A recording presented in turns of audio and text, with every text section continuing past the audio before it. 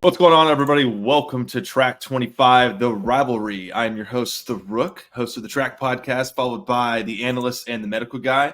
We got a good three-way rolling here, so we got a good little rundown slate of the NFL Week 13 recap, Week 14. Just make sure you guys are paying attention down there. Yeah, it's not gay if it's in a three-way, right? That's right. The Lonely Island record of the week. But all right. To set the record straight, we want to start, per usual with our Shatter the Script. But before we get into that, we wanted to talk about what we're going to be doing for December. Happy Christmas, everybody. Merry Christmas. We got a bunch of fun things we're going to do. Like today, we're starting with our TRAK ranking. We're going to do our top 3 Christmas songs. Next week, we're going to do our top 3 Christmas movies. The following week, we're going to do our top 3 Christmas activities, Christmas alcohol. And then we'll follow it up by the story of Jesus maybe on December 25th with my family. But I'll be there. But yeah. And you're there sitting. Everyone's there. The whole crew's there. I don't know if I get to read anymore. I guess when you turn a certain age, it's like, nah. We got it figured out. He can read. So no, Grants will automatically fill in Ryan, and after everybody told him not to fill in Ryan last Christmas. I don't know if remember. Or they'll do that and be like, hey Ryan, you've actually got the whole book of whatever. So you've got the whole book and the chapter or the next book after it. So good luck. Here you go. Oh. Yeah, here you go, you Aggie. Yeah, exactly. But all right, so we got a different slate for everybody today. It's not the typical recap predictions sort of gig. We're going to start out, of course, with the Shatter the Script, like I mentioned before. Get into that 2-minute drill. But we're going to talk a lot about the college football playoffs, the committee's decision, our predictions of who's going to win the national championship. Did they make the right decision? Like I said, and then we're going to go into an exclusive game recap of the 49ers Eagles, move quickly into our predictions for just one game is the AFC Gunslinger Shootout, Josh Allen versus Patrick Mahomes. And of course, TRAKing the Boyz segment, TRAK rankings. And we'll close this bad boy out with coaches of the year candidates and MVP favorites. So we got a bunch of new topics on the go for you guys. But to start things off, we're going to go with Shady McCoy on Speak saying that Dak has to play like ass in order to be good. So let's get it rolling. Let down by his team. Remember, the Seahawks didn't punt either. So the Cowboys defense didn't do their part. Didn't Dak do enough yesterday? That's a great question. And I'm going to say no, he didn't, right? Because I'm going to tell you why. I'm listening. As a unit, yeah. What about when you're the one that's blamed? I just gave you an example of Deron Bland. Him getting picked on, him messing up. So we need to see Dak miss a read, throw a pick. We need to see that. Fumble, what happens? We need to see that. How do you respond? Because normally when I see him respond, it ain't responding like that. It ain't responding with a whole 4 touchdowns. It ain't that. So that's what I want to see. When you ask me about when things are going bad, I'm not talking about just the offense, right? Because you can point that. Yeah, CD dropped that. Hey, Cole, hold on, coach. He missed that block. Oh, coach, I put it in his hands. He dropped it. I want to see when he messes up, how he responds. And every Dallas Cowboy fan, I don't care who you are, because deep inside, you know what I'm talking about. You know them games, right? You're supposed to win. It's a good game. It's a good team. And Dak starts slipping a little bit with the plays, with the picks. And you like, oh, here it goes again. When that happens, I want him to respond. Not, hey, here it go again. Yeah, but you gotta give some credit to him not letting that stuff happen. Shady. I didn't give him credit. What you want me to say about the dude? I just said he played balling out. No, but it's always a but. Yeah, well, that's football. Like, dude is.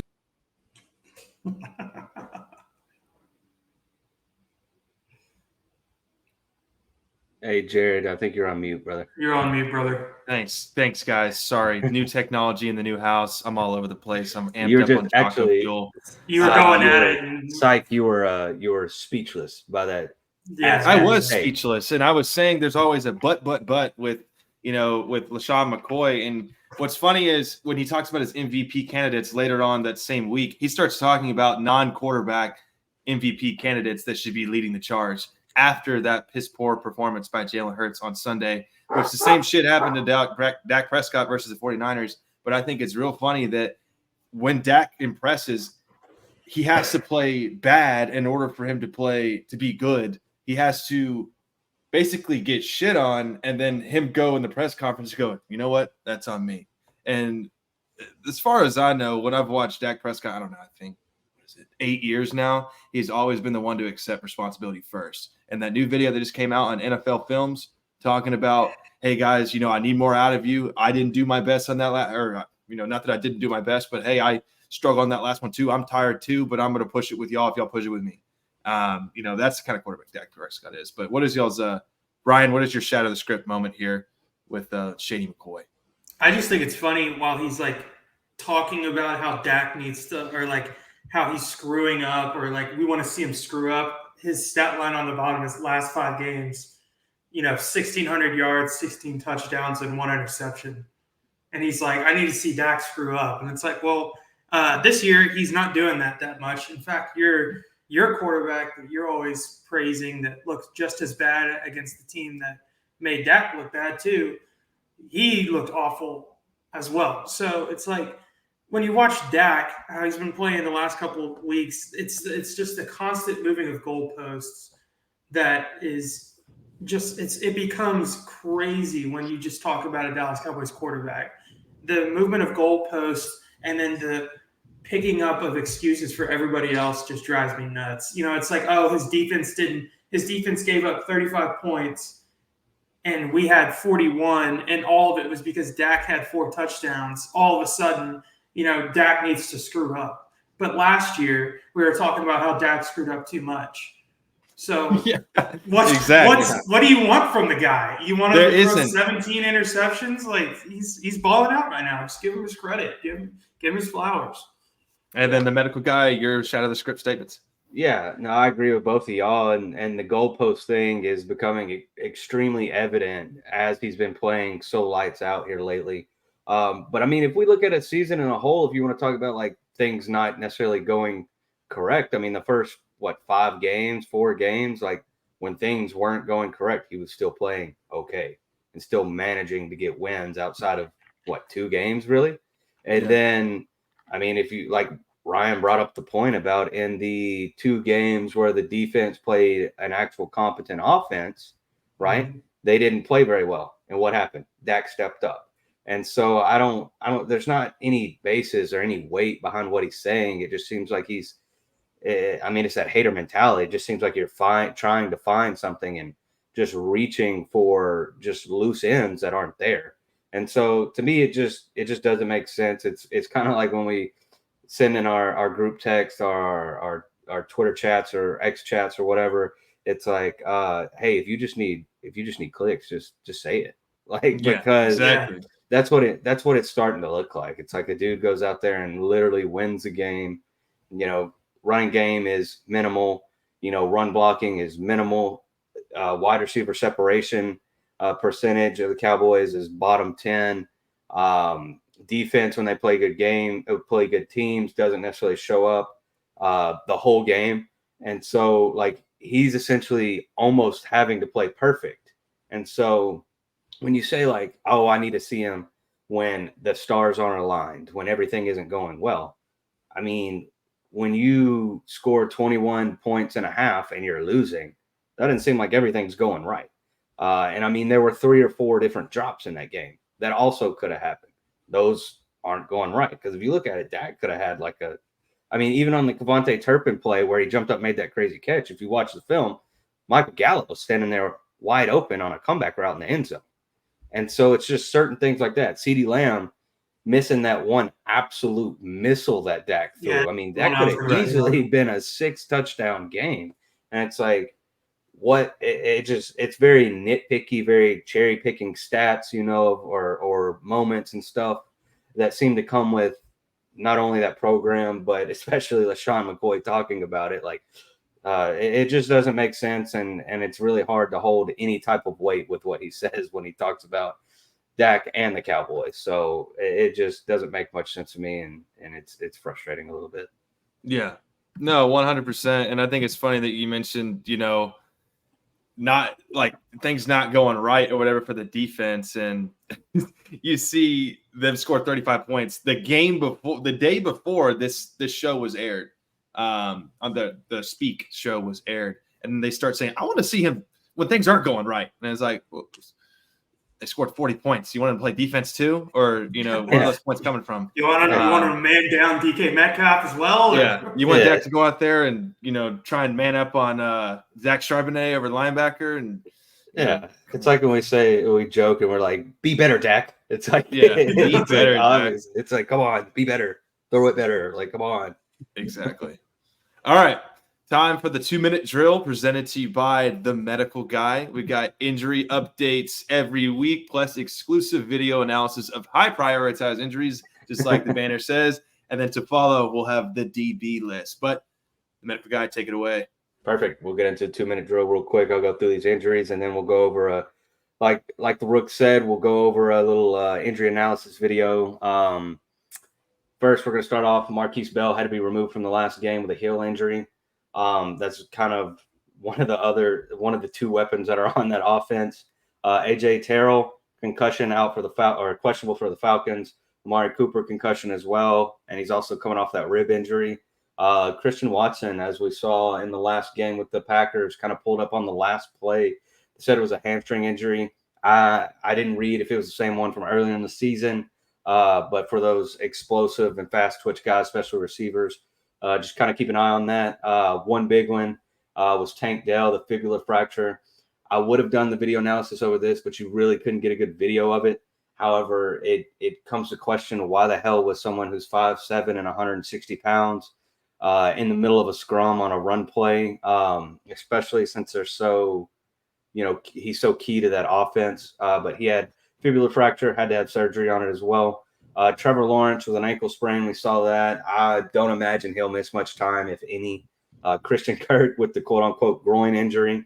They said that he did end up he's going to have a surgery to fix some type of core injury. So look more at sort of like a hernia or something like that.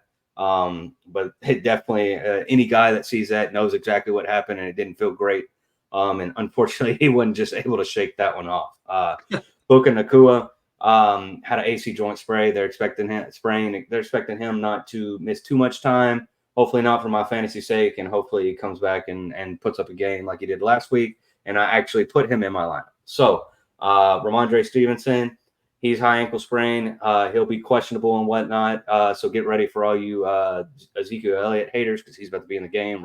Get ready for tomorrow on the waivers. Yes. And then Derek Carr, shoulder and concussion injury, so he's highly questionable. A good update about the injury analysis is Dallas Goedert is looking to return from that forearm fracture. Could be this week, could be next week, but that's a big get for the Philadelphia Eagles and a lot of fantasy teams.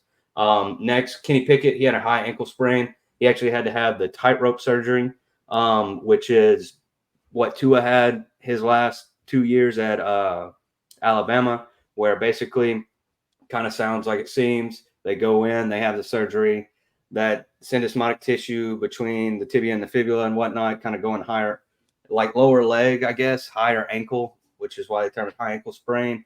They basically go in and they take essentially a rope-ish material and tighten that area up. Next is Derrick Henry. He had a concussion, so keep a watch out for him. And then last but not least, and it may not be the most crucial person in the game or whatnot, but Nick Piazza, okay? He was the sideline ref or chain game. We're going to his video analysis and show his injury, because it's pretty brutal, and it just sucks that happened to him. Are we leading into our DB list here? Or? No, not yet. Okay. And so this video is brought to you by JPA Football. Okay, we'll get it and we'll share that, and then good to go. Full screen. Okay. So if you kind of look, oh no, it played the sound. Okay, hold on.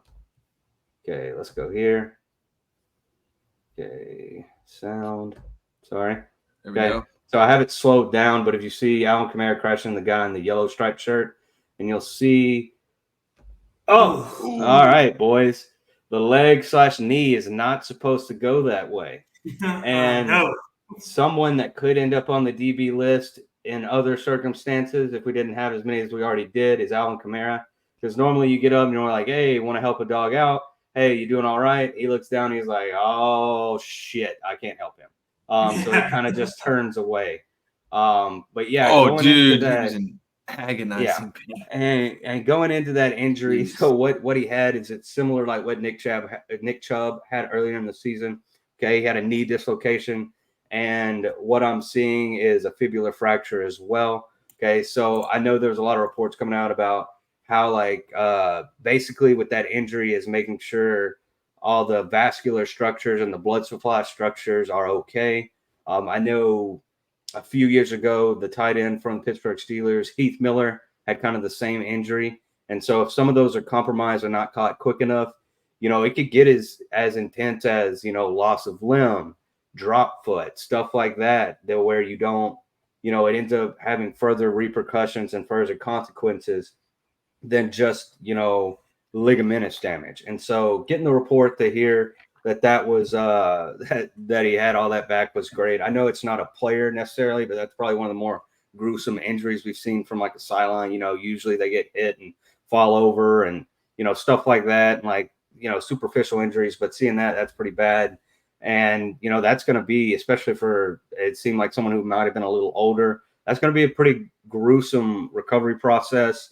It's not going to be your 6-month thing like like Nick Chubb or anything like that. He's probably going to be out to especially be able to do that for at least probably a year and whatnot. So, thoughts, T's and P's, thoughts and prayers going out to him. Yeah. But that's just crazy to see stuff like that and to get video capture of that injury. So that was crazy there. And hopefully he recovers pretty quick and whatnot. But leading in to the little less gruesome topic, maybe depending on what you think about him, is we have the DB list, the down bad list. And I actually have 3 candidates for this. And one I'm going to take from or was suggested by the analyst, Ryan May. Absolutely. Okay, Jalen Carter. Brother, we're over there getting our ass stomped and you're crying. And it's like, dog, you too big of a dude to be like, leave it, like, wait till the locker room, man.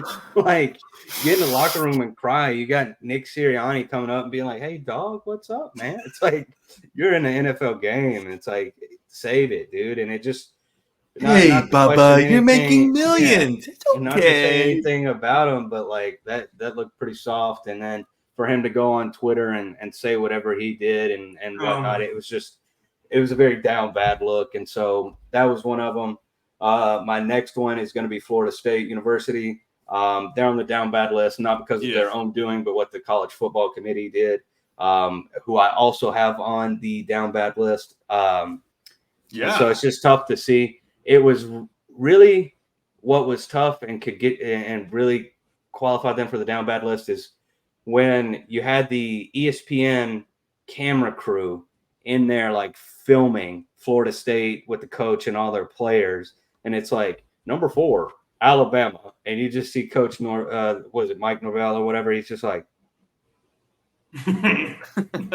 like no emotion, and I'm just like, yo, like don't put the camera on them. Like when they don't get announced, you got to be like, hey, turn that shit off, turn it. And so so those are my 3 down bad list candidates. We got Florida State University, Jalen Carter crying on the sideline, and then just us as college football fans having to deal with the playoff committee. I'd like to add one more of my own, if that's all right with you, then we got. I have #Prez Jamal Adams. Who came out and was like, went after somebody's wife about her being ugly or whatever, and said, like, what was the actual comment? It was something like "you're kidding" or something like that. He said "sheesh." It was like sheesh or yikes. Yeah. There we go. And he was like, "Yikes!" #Prez. I was like, bro. After the game he just had. That's terrible, Jamal. No one even gives a shit here in the NFL anymore. Well, yeah, and what's nuts is I didn't realize Jamal Adams he's only 28 years old. I thought he was much older than that. Well, he's basically put himself out of the league because he can't cover anymore and he can't catch a ball. So he's like a safety that's basically having to fill in for Bobby Wagner, who's also like killing the Seahawks because he's old. So it's like the Seahawks are like trying to still live out of the whatever you call that defense. I just lost my train of thought. What was the name of that defense? Legion of Boom. Legion. They were trying to live in the Legion of Boom days. They got a bunch of old heads out there that still think they're good, but they're not. So. Yeah, and now that's just that tweet made him look worse than what he thought it made the other guy look. He was like, "Oh yeah, this guy." And it's like, no, brother, you look bad. Like, Yeah, like you look like a tool. Yeah. On a quick note, and then we can transition to college football. Mm-hmm. One, for Jalen Carter, he said, to that guy he posted on a story, he was like, yeah, you'll need to get your life right. I'm pretty sure that dude had a warrant for his arrest a couple months ago. Still does. Still does. Yeah. Criminal. Get him off the field. And then number two, somebody call Mike Ross. Yeah, good thing the Cowboys did not pick up Bobby Wagner and Jamal Adams because they are both now boo-boo. So apparently so, and this is the last thing I'll say when we're in college football. We just love the NFL so much. Is Darius Shaq Leonard can't cover either. Yeah. And that's according to Marcus Mosher, which that was a big niceness for Dallas. Yeah. There wouldn't be much of a difference with LVE and Shaq Leonard, but you're putting them on a team that also can't cover, so fits perfect. Fits perfect. Fits perfect. Ryan fits perfect. Yeah. All right, here we go. The college football playoffs. There's a lot to talk about here. Yeah. Of course, we're going to go over if you agree with the committee's decision. But if you guys aren't aware, the college football playoff consists of 4 teams. I think within the next 2 years, they're going to switch it to 8 or 12. I can't remember what the exact number is. But, of course, you got number 4, Alabama, number 3, the University of Texas, number 2, the University of Washington, and number 1, Michigan. Of course, so Alabama went 11-1. Their only loss was to Texas. Texas went 11-1, winning the Big 12 championship. Alabama won their SEC championship. With them beating Alabama but losing to Oklahoma, it gets all complicated. Just stick with me here. Washington goes a perfect 13-0, winning the Pac-10 or 12 championship, beating Oregon twice. Pac-2 now. The Pac-10 now. The Pac-22, whatever you want to call it. It's not going to exist. The Pac Oregon State. That's what it is. Yeah, exactly. Michigan goes undefeated, winning their conference in the Big Ten. So you basically got your conference winners. And then right at number 5, which is the most controversial point, we have Florida State. Should they have gotten in? Should they have not gotten in? You got Georgia at number 6, whose only loss came at the very end of the season. There's a couple things on my mind, but I want to start with what you guys think. And the medical guy, I'll start with you. I mean, did you agree with the committee's decision, and kind of do you like the decision they came up with for their top 4? So yes and no, and my reasons being yes or reasons being no is that 13-0 should earn you something, right? They beat who was it? Louisville, who was in their championship LSU at game. the beginning of the year. Yeah, Louisville. they had multiple top 10 wins. Okay, and 13-0. Yes, you don't have your starting quarterback.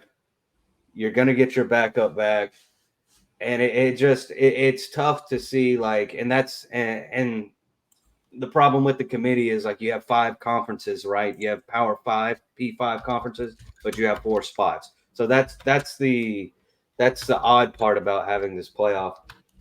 It just sucks that you go 13-0, you do everything right, and you're not given that spot strictly because your starting quarterback got hurt, right? And even in that, you still won multiple games without your starting quarterback. Did it look as well? No. Okay. Now, and the reason I do agree with the committee is because I think everybody is okay with Florida State not being in it, because I don't think that would have been much of a game between Michigan and Florida State. But it's just odd, and at the same time, it's the committee's not going to catch much flack on it because we're going to the 12-team playoff next year. And so this is the perfect time where they could do this and nobody's really going to care that much. So that's kind of, I know it's kind of a wishy-washy answer because it's a yes and no, but it's really tough to see like a 13-0 team who had been in the top 4 or 5 all year, and they came out and basically said, like, since your starting quarterback's not in there, we're not going to put you in there. And so that's where it gets kind of tricky. But at the same time, as much as it sucks, I would rather see Michigan play Alabama than Michigan play Florida State with their second or third string quarterback. So I think that's a majority of how America feels is, you know, they'd rather see that matchup than that's the biggest complaint. I think that's what took everybody's eyeballs off of, you know, Florida State is because of their quarterback situation. And Jordan Travis, who I thought was an absolute, you know, Heisman candidate coming in, and he had the Dak ankle snap.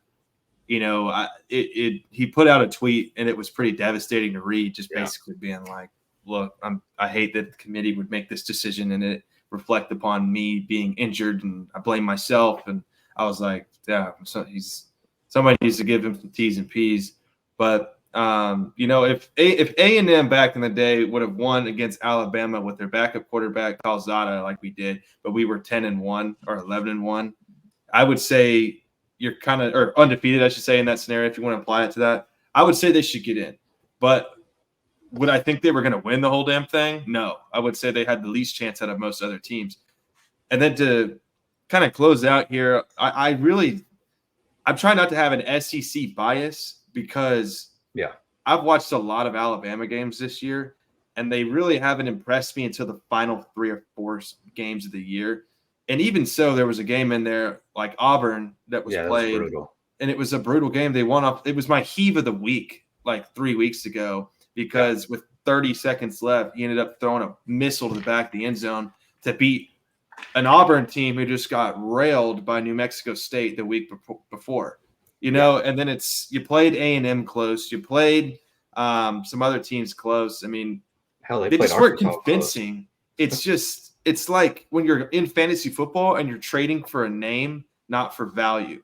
And I think your most valuable team in there, and this is going to sound crazy, I think Texas is the least valuable team in the college football playoff. I don't think the Big 12 has any validity right now, but I could be proven wrong. I think Georgia has the most validity just because they lose one game by 3 points, and then the SEC championship does not constitute they're out. That's why, and to close out my statement, that it's all recency bias. That's what the college football playoff committee is. They forget everything that happened in the beginning of the season except the Texas, because Texas fans won't let you forget about that shit. Trust me. They got Matthew McConaughey in Hollywood. That shit ain't flying. But, yeah, so I just think it's mostly like a recency bias. And then the analysts, what were your thoughts on that? And we'll kind of circle around. To what you just said, I kind of disagree. I don't think it's a recency bias. I think what they did was kind of to Jacob's point is they looked down at the 5 conference championship winners and they said, okay, out of these 5 conference champ winners, who's the best? And they picked the top 4 teams that they thought was the best. You know, I do feel bad for Florida State because of everything that everybody else has said. It sucks. But at the same time, Florida State, if you put them in this playoff, they're going to get beat by any of the other 3 teams just because they don't have their quarterback. And while that does suck, that's what I'm referring to is they sat down and they looked at the 5 conference championship winners and they said, okay, we think Michigan, Washington, Texas, and Bama are the best. They all 4 won their conferences. While Florida State did, if we put them in here, they're not going to be able to make it. So I feel more bad for Georgia because Georgia hasn't lost a game in 2 years. Yeah. You know, they're easily a good team. Personally, they should probably be in here over Texas. But the problem is that, like I said, 4 conference championship winners. They lost to Bama in the conference championship. So that's where I'm at on the top 4. I agree with it. I think it's fine. I just feel worse for Georgia than I do for Florida State because Georgia hasn't lost in 2 years. While Florida State went perfect, you can't really put them in this now and look at it, you know, day 1 right now and be confident to put Florida State in there. But 2 things can be true at once. Yeah, right. You can have Florida State being 13-0 and probably deserving to be in there, but then the other thing could be true is they're definitely not one of the top 4 teams in the nation right now. Yeah. So that's my thought on the committee's decision. And then I guess we can roll into the predictions and what we think is going to roll out of it. And I kind of agree, like, on 2 points of what y'all both said is, like, you know, I honestly would have picked Georgia over Alabama, even though, you know, you talk about the recency bias, but then, like, your best loss kind of stuff. Well, if you watch the Georgia game, right, they essentially had no receivers. McCorkin got dinged up, was out early. Playing hurt, Brock Bowers was obviously hurt. Yeah. And so that's where it gets a little confusing with, like, the Florida State with the injured quarterback is, like you said, with Georgia, you know, they've played 25 games now, and they've lost 1. And it came at the very end of the year against an always tough Alabama team by 3 points with all kinds of injured or dinged up dudes on offense. And so it's just, like you said, one thing can be right, or 2 things can be right, but not necessarily what it should be, or one person's going to be mad, right?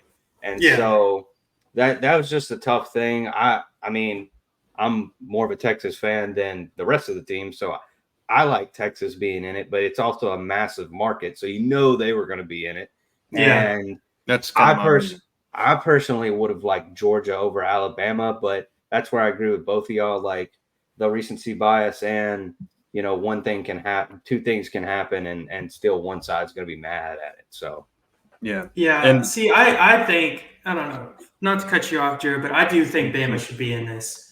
The last 4 or 5 games, they've looked completely different than when Bama played Texas. I mean, Jalen Milroe looks completely different than when he did 4 or 5 weeks ago. Like, I think Bama, if you look at what they just did to Georgia and you watch that game, Bama played their ass off. So I think, like, I do think Bama should be in this.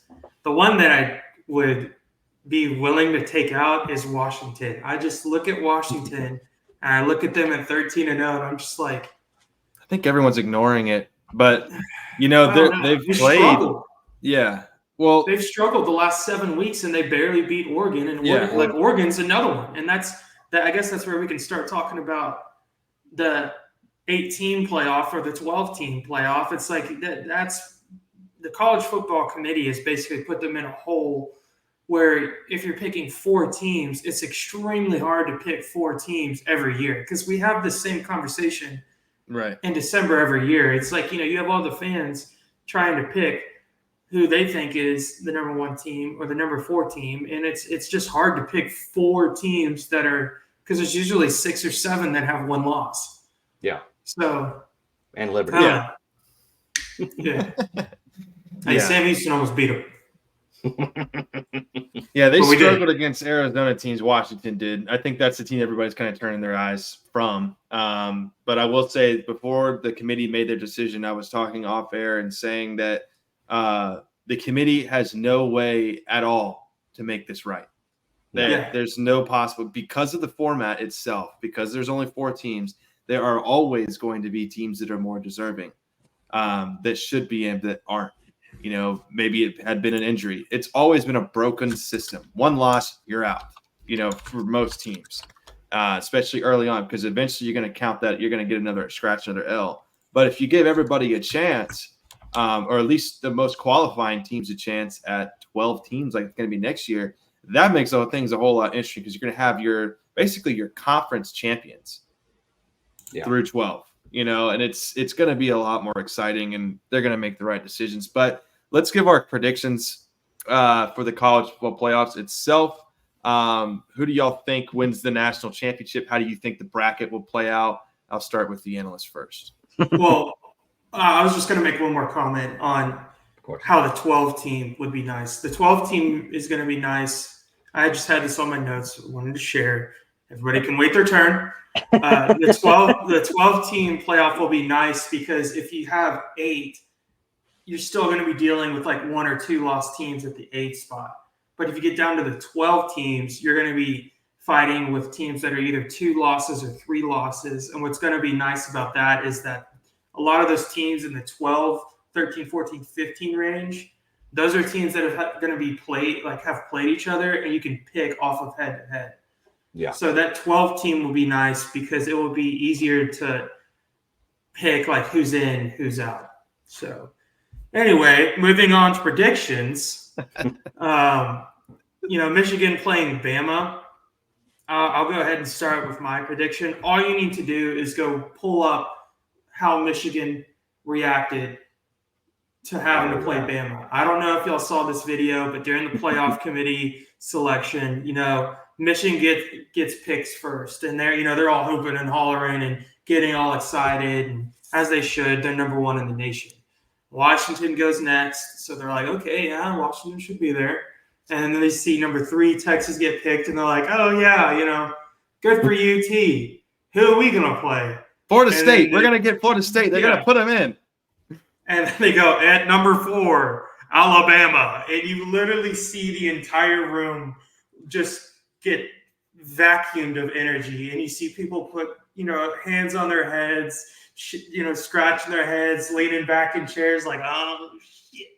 I used to see a hype video with Nick Saban walking out of the tunnel. Yes, like black and white, and you're like, oh shit, like them boys SEC's saw the coming. fear come in their eyes, and so like my whole point to that is like I've been saying this forever, and I think it's a pretty old man take, but I still think it applies. You can take a Big Ten team, and you can take all those northern recruits and say they're all good and whatnot, but you put them up against a team from the South, it's just pure, like, football is different. It's just a different level down here. So, like, that alone just solidifies what that take for me. It's like, you don't want to play those boys. So, I don't know what y'all are laughing at, but. Yeah. Idiots. Anyway, I got Alabama over Michigan for that game. And I agree. That's the one I was most excited to talk about. Sorry for being unprofessional there. But my prediction was that Alabama takes on Michigan. And I think Michigan will play Alabama close, but Alabama will take the cake. And they'll move on to the national championship. I think they're one of the hottest teams out there currently. They're playing like I said, their last 4 or 5 games have been great outside of the Auburn game. They've just been dominant. And then, of course, they win the SEC championship. So I've got Bama in that game. And then the medical guy, what are your predictions in the Michigan versus Bama game? Yeah, I think Nick Saban and Alabama are inevitable. And I think Alabama's going to win this one. Yeah, I think. And just listening to that, I don't know if y'all saw that pregame speech with Nick Saban when they were going against Georgia. And, like, Nick Saban's always, like, pretty zipped up, professional, yada, yada. And then he was like, that makes this shit personal. And I was like, oh, hell, here we go. I was like, once he said it's personal, I was like, yeah, it's one of those where it's personal. Yeah, it's one of those where he's about to put it on him. And so I do think this is going to be kind of an ugly game, though. Like, I can't imagine this being more than like a 21 Alabama, like 17 Michigan or something. Just kind of an ugly old school game. Yeah. And I've got Alabama and Alabama over Michigan to get to the college national championship. Oh yeah. And then moving on to Texas versus Washington. I have Texas winning this game. There we go. And that's not to say that I still don't. That's not to say I'm going back on what I said earlier. But I think Texas is a much better team than Washington. As good as Penix is, the lefty quarterback for Washington Huskies, as good as he is, and he could very well win the Heisman. In fact, I do think he wins the Heisman. I think that Quentin Ewers in Texas are better coached, and we'll see some pretty good stuff. But yeah, I've got Texas over them in a shootout. It's going to be a shootout, no doubt. It's going to be It's going to be a Big 12 game. I'll save mine. And whoever wins that game, it doesn't matter who it is, it's going to get routed in the national championship by Alabama. Yeah. So I'm going to take a quote from both the Rook and the analyst on this one, and it is follow the money. Follow Vegas right Did here. Vegas make the Now, call? I do think Texas is the better team. However, I think they're going to win because I think Texas is going to win. I do think it's going to be a shootout. I think the over-under is already projected at like 68 points or something nuts like that. And I think that not only America, but college football fans would rather see Texas versus Alabama in a national championship for a rematch from what happened a few years ago, and would rather see them play in the national championship. And as much as I would rather root for Texas over Alabama, and I'm not rooting for Alabama overall. I would say Alabama would beat Texas in the national championship, but I think Texas beats Washington. And I think it's going to be like a 45-41 game or something crazy like that, like just touchdowns all over the place. And I think we're going to get what the committee picks for Texas versus Alabama national championship. Yeah, and you've got like a little Southern versus Southern matchup there, and then you're claiming that most of the United States would want this, and I think you're correct. But if there's one thing that this country does need is a North versus South, Union versus Confederacy. Jeez. This isn't the first time that 20-year-old men went to war against each other on turf. Okay, This is what I was talking about, Ryan. This is what we need. We need that Northern team, Washington, going against the Southern team. I'm gonna mute this the guy. Union, and because when it happens, people are gonna go on Spotify and Apple Podcasts. Go, what the fuck is Track 26? The Union versus the Confederacy, and then they're playing it, and they're just they're talking about Washington versus Bama. Cool, but disregard the last 5 minutes of what I just said. But Ryan, this is what I was talking about earlier. Yeah, you can't. Yeah, well, you woke up. Get his leash. You woke me up, Brian. Well, I've got a different take on this. Let's throw out the record books. Let's get everything back in here. Washington can throw the ball like crazy. UT's defense cannot defend a pass for its life. I tend to think that Washington wins this game in a shootout, and UT becomes upset, and it pisses them off going into the SEC. I'm going to say the opposite of what Jacob said. I think Washington barely edges it out, and I don't know why I feel that way. I think Washington Penix Jr. somehow beats Texas, and UT reverts back to losing big games. I know that's going to upset Jacob.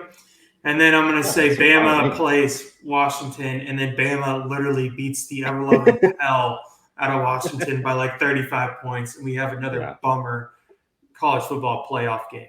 I would much rather Go Tide. Yeah, I would rather see Texas play Bama, but I don't think that that's going to happen. I just feel like Washington's going to win. So there you have it. And there you have it. Your college football playoff predictions there. And then now we move into our first week of the TRAK ranking Christmas edition, your holiday special from the Christmas TRAK group. And there's your ugly sweater, and here's your Christmas sweater. Ugly. An ugly Christmas I'm sweater. messing with you, bro. It used to light up, and then the box broke. So and we got the sweater police down there. But all right, let's get into it. Like last time, we're going to start, one at a time. We're going to start from gold, move into platinum, and then finish with diamond. I'm going to go last on each one. So the analyst, you go first, followed by the medical guy. I'll go third. Start at gold, and then. Yep. All righty. I had an honorable mention. We've been talking about the South a lot, and this just falls. Didn't you say the analyst goes first? Do we have to put a mute on this honorable mention? No. The honorable mention, Christmas in Dixie by Bama. That one, Alabama. We've been talking about them Bama. And that made my honorable mention. That's a great Christmas song. My goal, because I'm a country music lover at heart, is Let It Be Christmas by Alan Jackson. I feel like this is a song when you walk into like a Christmas store, or you walk into like anywhere, this song's always playing on the radio while you're shopping, looking for your presents for your mom or dad. Very common Christmas song, but Let It Be Christmas by Alan Jackson is my gold. Okay. Yeah, there you go. Nice. We're back on track. There we go. All right, my gold Hell is yeah. going to be Jingle Bell Rock, and it doesn't matter who sings it, okay? And so that's going to be my gold. I don't have a dissertation about it like Ryan, but just Jingle Bell Rock, and then we'll pass it over to the Rook. All right. Well, let's go to my gold ranking. And mine is actually going to be, and this is why I feel like I think outside the box, the Muppets Christmas Carol soundtrack with Scrooge, Marley and Marley, and it feels like Christmas. We're Marley and Marley. Whoa! You know what I'm talking about? Have you ever seen the Muppets Christmas Carol? You know what I'm talking about. The whole album is fire. The Muppets do a damn good job.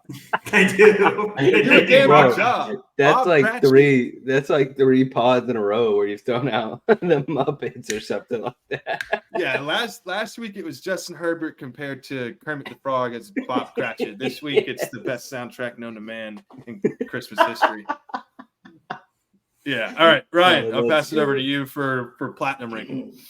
All right, platinum ranking for all you Christians out there. Silent Night sung by a church choir on Christmas Eve. When you go to the Christmas Eve church service and they whip out them candles and you start lighting them up together and you sing the Silent Night, a cappella with the church choir, it always bangs. It always gets you in the mood. Know that, 6 pound, 8 ounce baby Jesus is going to be coming back. That is my platinum ranking Ryan, of Silent Night. I got a good question for you, and I know this is just going to be between me and you, but who would you want leading that choir? Oh, you already know. I almost put it on there. Rocky. I almost put it on there. Rocky from Crossroads Baptist Church. He's one of the Hall of Fame church choir guys. He hit the God hurts or the God frequency. He was like, oh. Yeah, but they you know what they did is they ran him out of that church. The new regime came in and they said, old style of running the football isn't going to work anymore. We need to spread offense. Yeah, they could have made a Yellowstone. We need to throw the ball. Spin-off series about Rocky. So they went into a Christian type spread of no longer conventional choir. They went to a full spread of Christian rock band. Yeah, exactly. So, all right, perfect. The medical guy, you're platinum. All right, so my platinum, and I kind of mentioned these 2 songs on the last pod for my platinum and diamond, but next one is Last Christmas by Wham. Just a great song. They harmonize perfectly. You do hear it everywhere, but it's always like when you hear it, like even if you can't sing, you just start, yeah, maybe Jared can sing, but yeah, it's like you just start humming or singing to it. And it's just like, and then like when the apex hits, it's just like, damn, that's a good song. That's a good song. So, it is a banger. That's a damn good song, and that's my platinum ranking as well. Actually, yeah, Last Christmas by Wham. I couldn't leave it out of there. I tried to be, spectacular with this list, but this one has to be in there in order for it to be spectacular. So yeah, that's mine as well. Ryan, your diamond. Yeah, so I went away from I tried to find songs that nobody else would pick, but I have a feeling Jared might have this one as well. At my diamond ranking, I have the Saint Brick intro from I did not think about that one. This is good news. Saint Brick news. Fantastic. Yeah. There's nothing better than riding around with an AK on Christmas with East Atlanta Santa. Yeah, classic Christmas ice song. full of that needs to be we're no white snow. That needs to be the intro for one of the next 2 weeks. The house full of Hey, when that bass drops and he hits the dun dun dun dun dun. Yeah, it's perfect. Oh yeah. So my diamond ranking, and say what you want about them. I was a huge fan of them growing up, still am to this day. I remember, and y'all may not remember, but back in the day, you had TVs, and when you wanted to record something, you had to go get an empty VHS tape, push it into the TV, press the red button, and record it. And I remember I recorded this, not only concert, as like a 9-year-old or like a 7-year-old, and this specific song from one of the concerts was Merry Christmas, Happy Holidays by NSYNC. And the music video is like they're like, you know, they're choreographed like, you know, spinning around like choreographed. Yeah. You know, they're different dances and whatnot by NSYNC, and like I could go like it's same with the Wham song. Like either could have been interchangeable, but like you hear that and you're just like, Happy Holiday, Merry Christmas. Yeah, perfect. See, like you just want to start snapping your fingers, stomping your feet, and like just getting after. Yeah, you want to cut up a rug. But yeah. So, so yeah, that's mine. Merry Christmas, Happy Holidays by NSYNC. What you got? There we go. All right, Ryan, I am so glad that me and you did not have this game one. I fully thought you were going to take mine. No, I thought of one even better, in my opinion. And that is, and the answer is clear, you should say. Want a Sprite Cranberry? That is my number one Christmas song is Sprite Cranberry by LeBron James. Yeah. You know? Every Christmas. It always pops up. It's the thirstiest time of the year. You bust that door down. Let's go.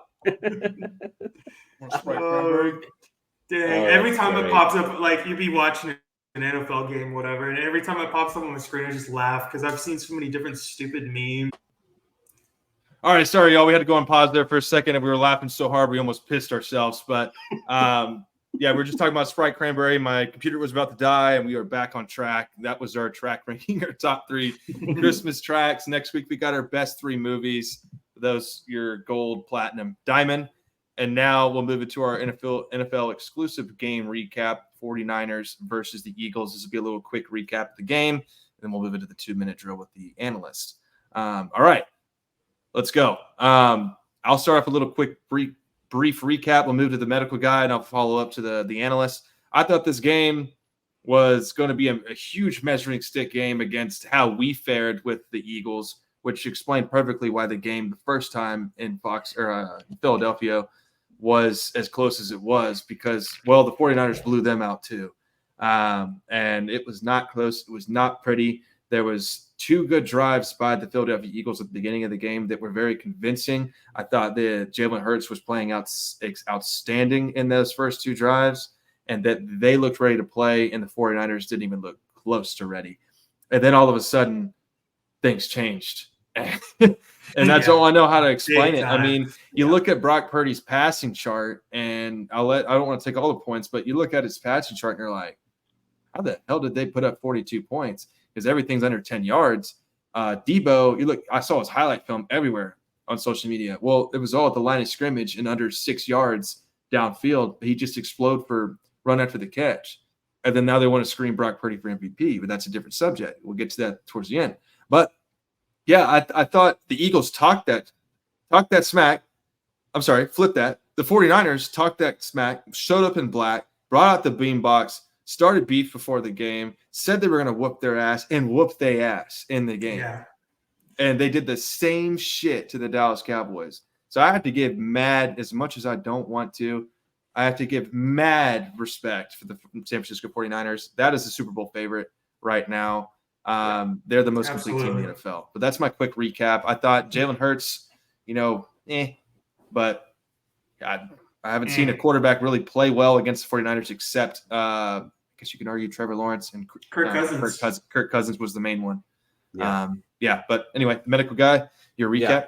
So 42 49ers, 19 Eagles. Just some quick points that I had is like when the 49ers are clicking on everything, they're the best team in the NFL right now. Even going down as quickly as they did, they were able to come back, and it was just like you said, it was like, oh, this is going to be a game, and then all of a sudden it was like, yeah, this game's over. And so when they're clicking right now, they seem like they're the best team in the NFL, and honestly, it seems by far right now. Another point was, like you said, the yards after catch for the 49ers. I think those external pieces outside of the quarterback were just insane. And that's what you need from your big players in big games is like step up and make plays. And obviously they know, like, I don't want to say the worst position because he's playing well, but to have Brock Purdy as your essentially worst piece on offense is a good thing to have because he's obviously not bad. But I mean, Ayuk stepped up. Debo was insane. Kittle, even though he didn't have a crazy game, I mean, he still did what he needed to do as a third weapon. McCaffrey was out of this world. And so just those extra pieces on the outside were just crazy for the 49ers. One point I did have to make, the 49ers beat Dallas at San Francisco. The 49ers beat Philly at Philly. And so I think that's a big difference right there is like, yes, we got drummed, but we were also away, and it's shown how well we play at home rather than away. But San Francisco went into Philly and smacked Philly. Another point, I was glad to be wrong on my take for the Eagles winning. This now gives, and I don't want to look ahead too far, but this now opens up the division a little bit for the Cowboys. They get a win this weekend. This also looks at how awful that loss to the Cardinals was. But that's another topic for another time, and we've already talked about it a little bit. And then my last point is Philadelphia's O-line with Lane Johnson in there looked unreal. Totally different. I mean, totally different unit. Yeah, you saw like you were just watching that game, and you did. I mean, what is it? Armstead, Chase Young now, Bosa. Like, I mean, there's just those couple plays where like Lane Johnson just took Bosa to the woodshed, and it was honestly, I think it was a little more of an indictment on honestly Jalen Hurts for a lot of that game, because how many times against a 49ers defense do you have over 2.5 seconds to throw the ball? And so I think it's a little bit of an indictment on Jalen Hurts, and also a plus for that secondary for San Francisco with how well they covered and just kept them from having those big plays and really smothering that offense after an insane start to the game. So those are just kind of my points that I saw from the game and really, really caught my eye. Yeah. Yep. And the analyst? Yeah. To build off of what Jacob's saying, we can talk about how Debo had a great game, Ayuk had a great game. A lot of Purdy's passes were the line of scrimmage. But if you just watch how they play, how the 49ers play, that's just their game plan. They're behind the line of scrimmage is their stuff. They get it to the guys in space. All they do is ask Purdy to make those throws that Garoppolo would miss from time to time. And that's why Purdy is being so good for them, is because he's hitting, perfect example, he's hitting Debo in the flat. Debo turns around and he's got Trent Williams and George Kittle lead blocking for him on the outside, and they're blocking cornerbacks. So, that's why the 49ers are doing what they're doing so well, is they're just asking Brock Purdy to get it to their guys, and he's doing his job. That's the main thing on that. And then I agree. Another thing on the Niners is they run the NFC. I think the argument could be made the top three teams in the NFL are in the NFC. That's the Cowboys, the 49ers, and the Eagles. Yep. AFC is not up to par. Maybe you could pick the Ravens out of the AFC, but the top three teams are to me are in the NFC, and right now the Niners just beat both of those teams by basically a combined 60 points. So they run the NFC, and they are the pick, I think, for the Super Bowl right now. When they're the healthiest, when they're all healthy, when they have Trent Williams and everybody out there, they're unstoppable. They're just a well-oiled machine. Yeah. Flipping to the Eagles, that defense, man, holy moly. The loss of Jonathan Gannon for them as a DC, he's the head coach of the Cardinals now, that completely stopped the progression of that defense. Everybody was talking about how that defense last year when they got to the Super Bowl was really, really good. They didn't really lose anybody, and they drafted great on their defense. They added Jalen Carter. They got that linebacker from Georgia, I think Noah Smith. But their secondary is trash, complete trash. I mean, Darius Slay. Debo said it too. Yeah. I mean, and I think it's been shown. I mean, Sam Howell twice threw for 400 yards on him. Dak had a complete game against them. And then Brock Purdy just threw for another 320 on him. I mean, essentially, I think the game plan to beat the Eagles, and we'll get into this when we talk about it with Dallas, is if you get them open on the outsides and you start getting the passing game going, they're vulnerable in the middle of the field, because that's what everybody fears is their front seven. But if you get them to where they can't play in their base defense, they're in trouble. Yeah. So My last point is Jalen Hurts. Exactly what Jacob said. I mean, you've got 2.5 seconds to throw the ball, and I've been saying this about Jalen Hurts for a while. My main pick on him is that when he holds the ball and the receiver is just not there, if it's not a deep ball and he has to look through a progression, and it's been like this since he was at Oklahoma, is when he has to look through a progression and you get him, sitting there thinking about where he has to go, he has been nowhere near as good as like your top guys in the NFL progression reads. Dak's one of them, for the record. Patrick Mahomes, Joe Burrow. Those guys are great at progressions and finding the checkdowns or finding the out routes, whatever. Jalen Hurts, I've been saying this, when he has time, when he looks through his progression and he feels like he's getting pressured, he just takes off to one of the sidelines. If you watch the game, he does it constantly. And then the 49ers didn't let him do that. So, I mean, you saw he had that embarrassing sack where he was trying to make a play and he just hit the ground. So, I mean, that's just the way hurt. the Eagles is. Just like, great. His offensive line is good, but when he plays, when he has the time and he does it, like he doesn't really do much with it. He just either takes off to the sideline, and that's how he beats teams, but that's also how he's keeping himself from beating good teams. Yeah, so, and I think what's it goes along with what you're saying is he has all that time and all those weapons, and it's really, really, really hard to make a mistake and lose games. You really have to screw it up bad. And he doesn't really screw it up bad enough, which I think is why a big reason why they have the record that they have. But they've also been caught in very fortunate scenarios throughout this season, which we've called out week in, week out. And we just wanted a team to step up. We wanted it to be, honestly, the gauntlet, Chiefs, the Bills, 49ers this week. Somehow they scratched 2 wins against the Buffalo Bills and the Chiefs, which we all agreed that they weren't deserving of those wins in the eyes of us because we watch those games. We talk about the eye test all the time with the kid. What do the eye tests tell you? Well, it tells you that Jalen Hurts really isn't, in my opinion, isn't really playing as well as he did last year, which is not like an ultimate knock on Jalen Hurts. It's just like you can say that Dak Prescott has an interception problem. You can say this year that Jalen Hurts has a turnover / hang on to the ball too long problem. And it's not to say that he's a shitty player forever. It's just to say that this year he's not playing up to his standards from last year, which is expected because last year was so great. But just to close that one out, I just wanted to throw that one in there. And, I wanted to lastly bring up the 2022 NFC Championship game and how I talked about before we even had a podcast religiously on Twitter through group chats. And it was almost as hard as I would say defending Dak Prescott's name or anybody like that. It's 2 things. One, the NFC Championship game where we had the most fortunate scenario for Jalen Hurts, where he only had to throw about 19 times to beat both like the Giants and the 49ers without a quarterback. And they think that I heard somebody actually say, injuries are part of the game. What does that have to do with who, should have won that game?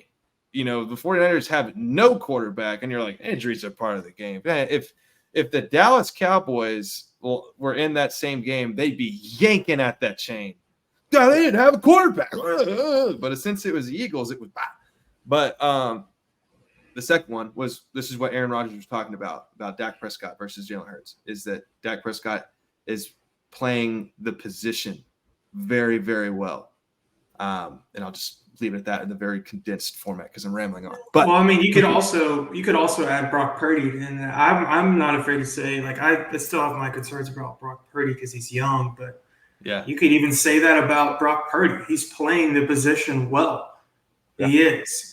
He's playing scheme well is what I would phrase it as. Yeah. Yes, and so which is fine. You look at Jalen Hurts, and my take on it is he's not playing up to par as these other guys are that are winning games. And you can look at the offense for the Eagles, and you can make the argument, just like you can for Brock Purdy, that he's not the best piece out there on their offense.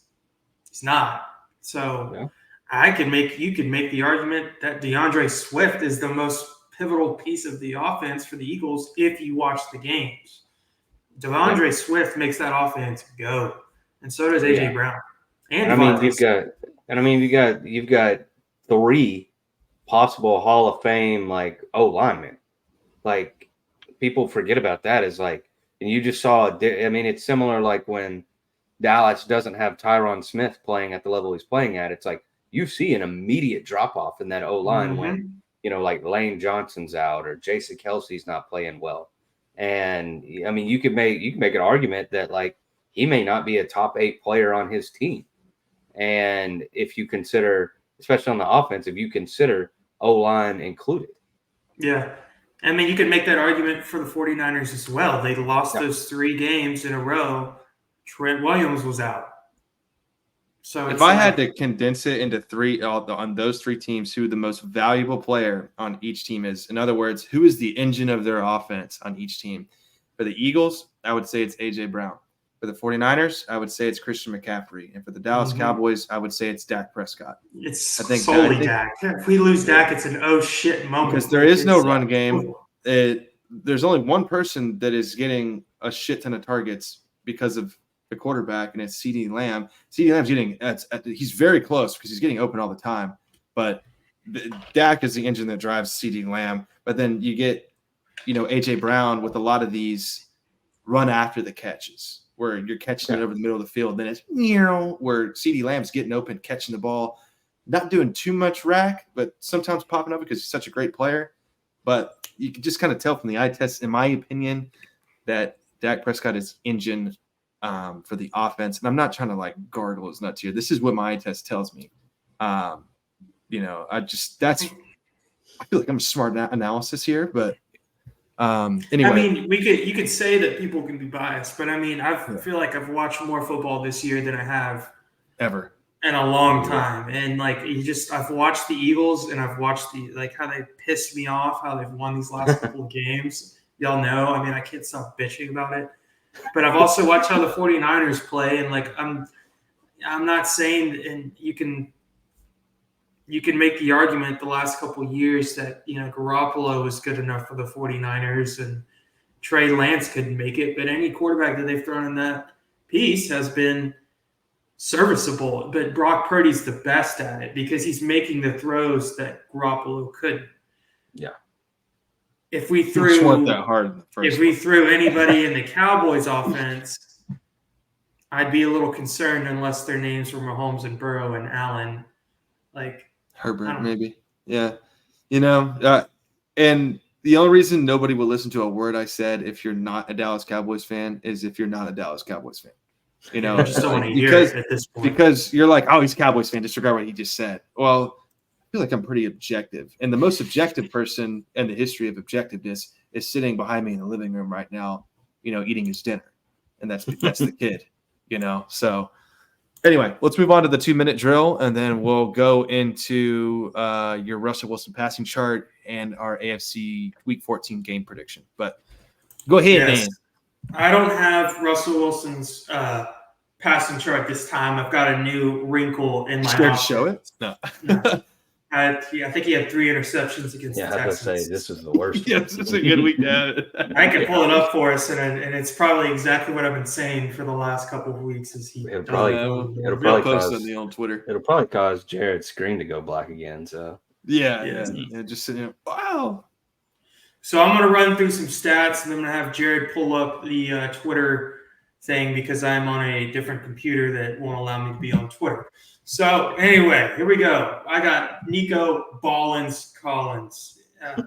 First up, injury to Tank Dell. Sad to see, especially because Tank Dell was having such a huge rookie season. He's been huge for a lot of fantasy teams.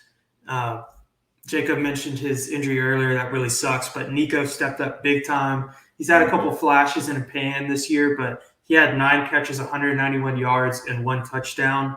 The other note I have for this, it's been pretty wild how Stroud just kind of like picks a guy in a game, and that dude all of a sudden gets 150 plus. So there's been 2 or 3 games where Noah Brown was the guy of the day, 3 games where it was Tank Dell, and then 2 games where it was Nico Collins. He just kind of picks one of his receivers, and it's like, I'm force feeding you the ball today. So Congratulations. Also, shout out to my brother-in-law. Unfortunate, Tank Dell got injured But my brother-in-law was just signed to the practice squad for the Texans Oh, to kind of hell fill that role. Hey, So sir. congrats, Davion Davis. Hopefully he'll be on the pod soon. I've had some conversation with him about it. So I anyway, would love moving to have on. him. Let's just get out there right now. I would love to have him on the podcast. He's awesome. Has a very rare story. Yes, I almost wore. He gave me a Birmingham Stallions hat. I've had it in my closet. I almost wore it today, but I went with the "Never Shoot with Your Drinking Hand" hat. So here we go. Cool. Damn. Brock Purdy and the Niners. We've had some long conversations about that, but 19 for 27, 314 yards and 4 touchdowns for Brock Purdy. And then Debo, still a running back. Samuel talked shit and backed it up. He had 4 receptions, 116 yards, and then 3 attempts for 22, 3 total touchdowns. And then McCaffrey doing what he always does, 17 carries, 93 yards, and 1 touchdown. And then I had a low ball moment here. I said Justin Herbert in the absolutely electric Kellen Moore offense. 212 yards total for him on the day with only 6 points to a now 2-10 absolutely horrible Patriots team. Yeah, that Kellen Moore move was going to really change Justin Herbert's. But like we've been saying, we told y'all. We tried telling you. We told y'all that was the problem. Yes. So Sam Laporta, or also known as Handsome Shrek. I don't know if you've ever seen his picture. He looks a ton like Handsome Shrek. Yeah, he does. 9 catches, 140 yards, and 1 touchdown on the day for the Lions. They came out, went crazy in the first quarter, and then almost blew the game to the Saints. Yeah. All right, so now we're going to throw my little wrinkle in the offense. I'm going to have Jared pull up my clip that I sent him. Yep. And we're going to talk about Cheetah's touchdown. And nothing much to say here, but this dude is fast. But what I'm going to do here is walk you through what happened on this play for the Dolphins. This was, I think, this was Tyreek Hill's first touchdown. You want it in slow motion? Yeah, give me a 3/4, but don't move it yet from here, and I'll explain what's going on. So if you look at what we've got up here, this is 5 wide, 3 to the left, 2 to the right. So no running back for Tua in the backfield. Play has already kind of started here, but what you can see is the Washington Redskins on 3rd and 2 decided to go cover 1, and you can tell that because they have 1 safety high.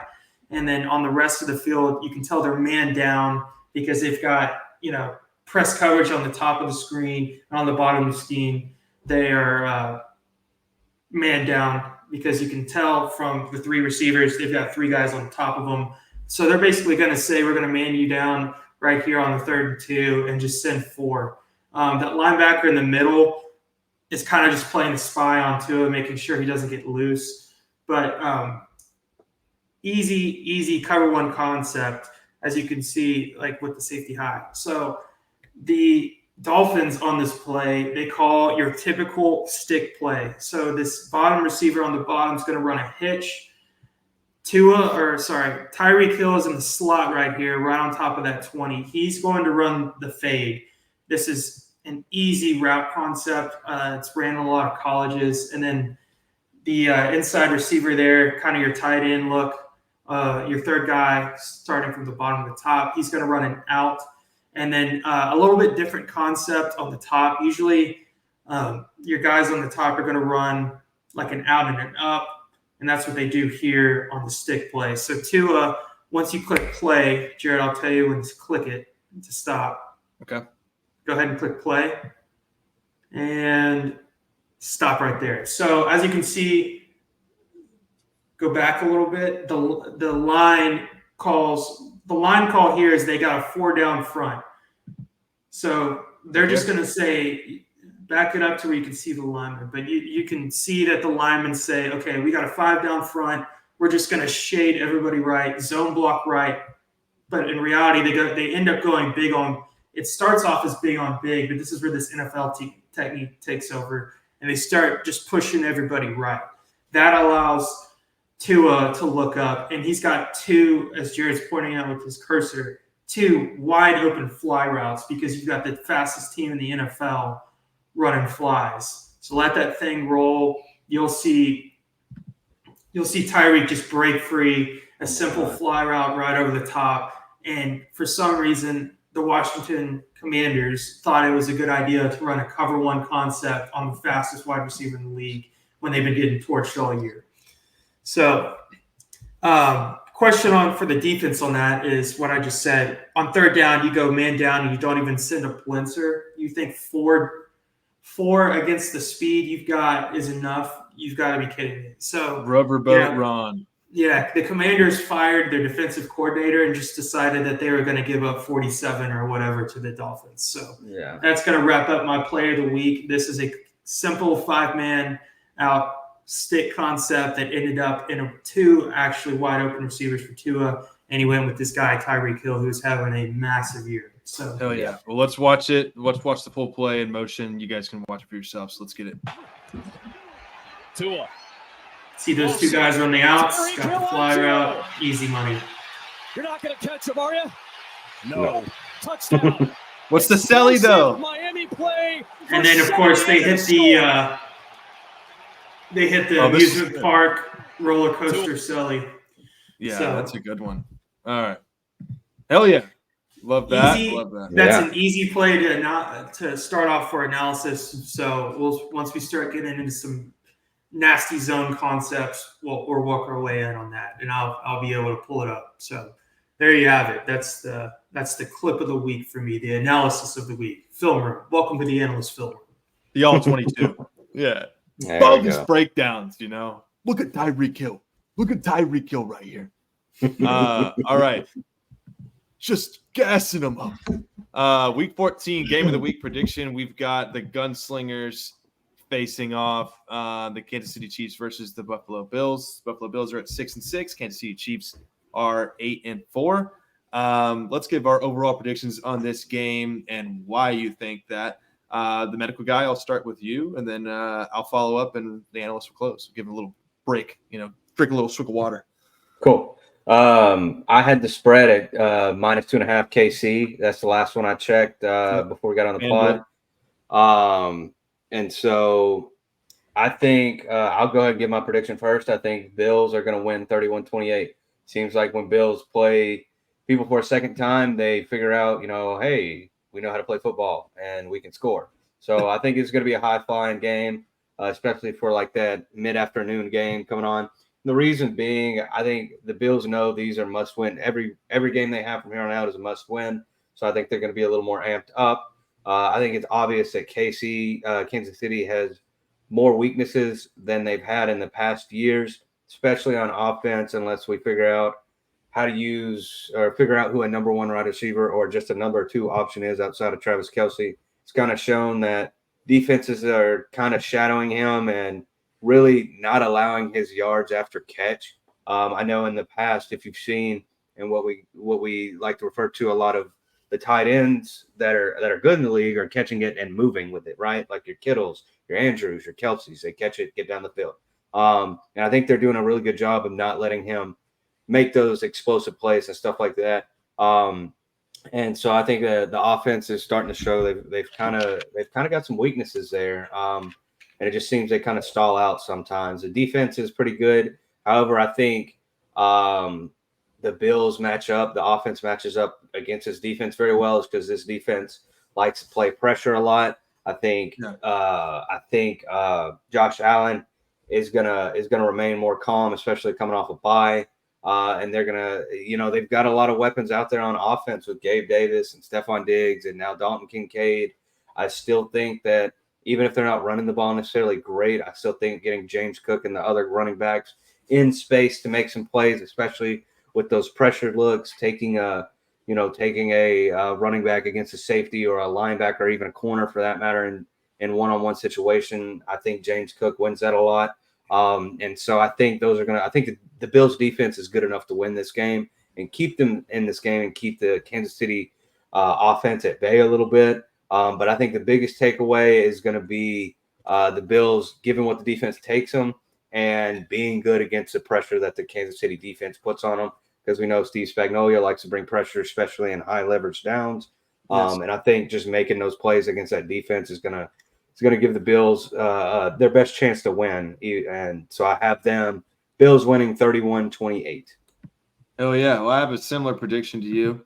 And I have the Bills winning this game 27-23.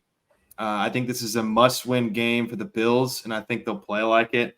Is essentially was my reasoning for that. I think the Chiefs have a lot of issues that they need to solve, and they didn't solve them at the trade deadline, and it goes back to getting that wide receiver one.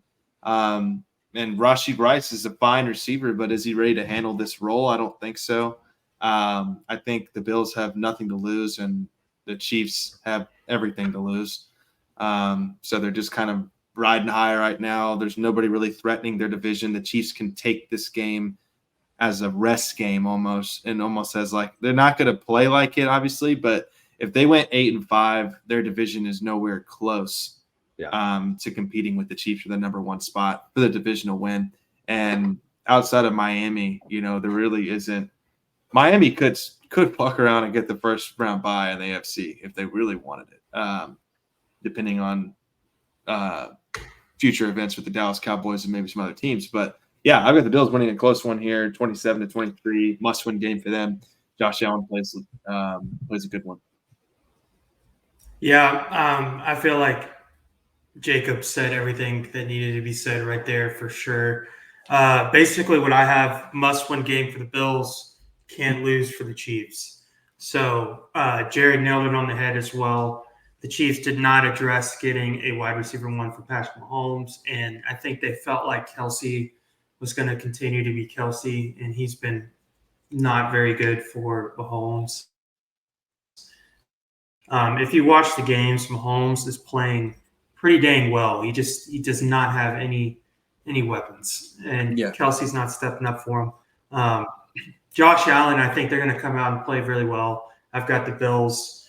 I'm going to say it's going to be kind of a low-scoring game. I'm going to say 21-14 Bills. Hell yeah. All right. And that is your Week 14 Game of the Week breakdown. And now we'll move into TRAKing the Boyz segment. Here we go. Here we go. Yeah, there we go. Week 13 recap. Cowboys 41, Seahawks 35 from the Thursday Night Football game on Amazon Prime Video. This was an absolute shootout from the get-go. We're going to give our little quick analysis of why we won and who carried the boats and whatnot. Medical guy, I'll let you start this one out, and then the analyst you can follow, and I'll close this out with a quick little recap of what we saw in this game. But the Cowboys, nonetheless, moved to 9-3 with the Eagles coming up next. But without further ado, the recap for the Seahawks. Cool. I've got my good, bad, and okay. We'll start with the good. I think. Outside of Dak, I have the CeeDee Lamb, Ferguson, Cooks connection.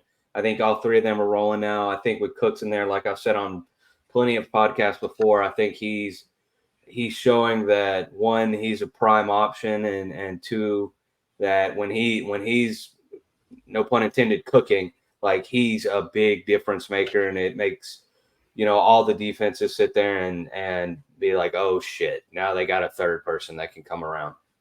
Next, I have Jalen Tolbert. I know he doesn't get necessarily the targets or the looks or anything, but and shout out to the Rook.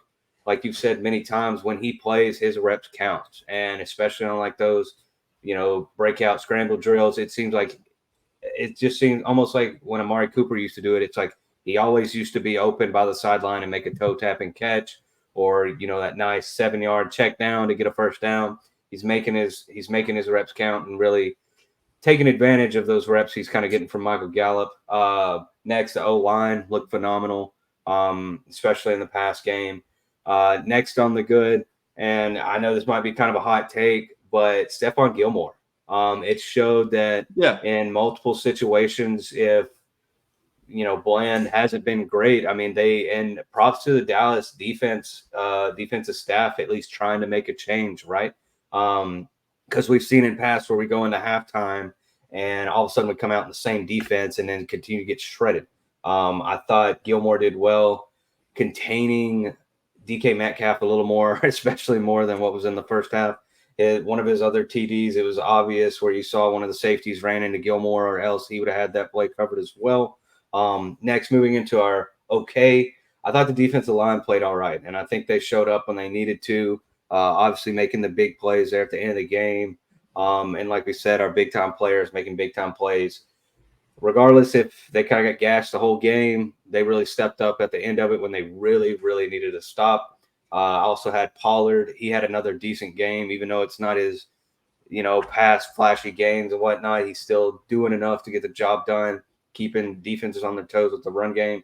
And then the bad, obviously you're going to throw Bland in there, but my first one was actually our safeties play. I think our safeties play, who I actually predicted was one of the best in the league, has just not been well for us at all. I know in that Bland play, and I think Dan Orlovsky broke it down really well. And it is Dan Orlovsky or one of the analysts broke it down really well. And it's like, why was the defense play on the first one where he hit that 70-yard strike? Yeah. It's like, why would we – it doesn't make any sense why Dan Quinn would call this. So it's got to be a miscommunication.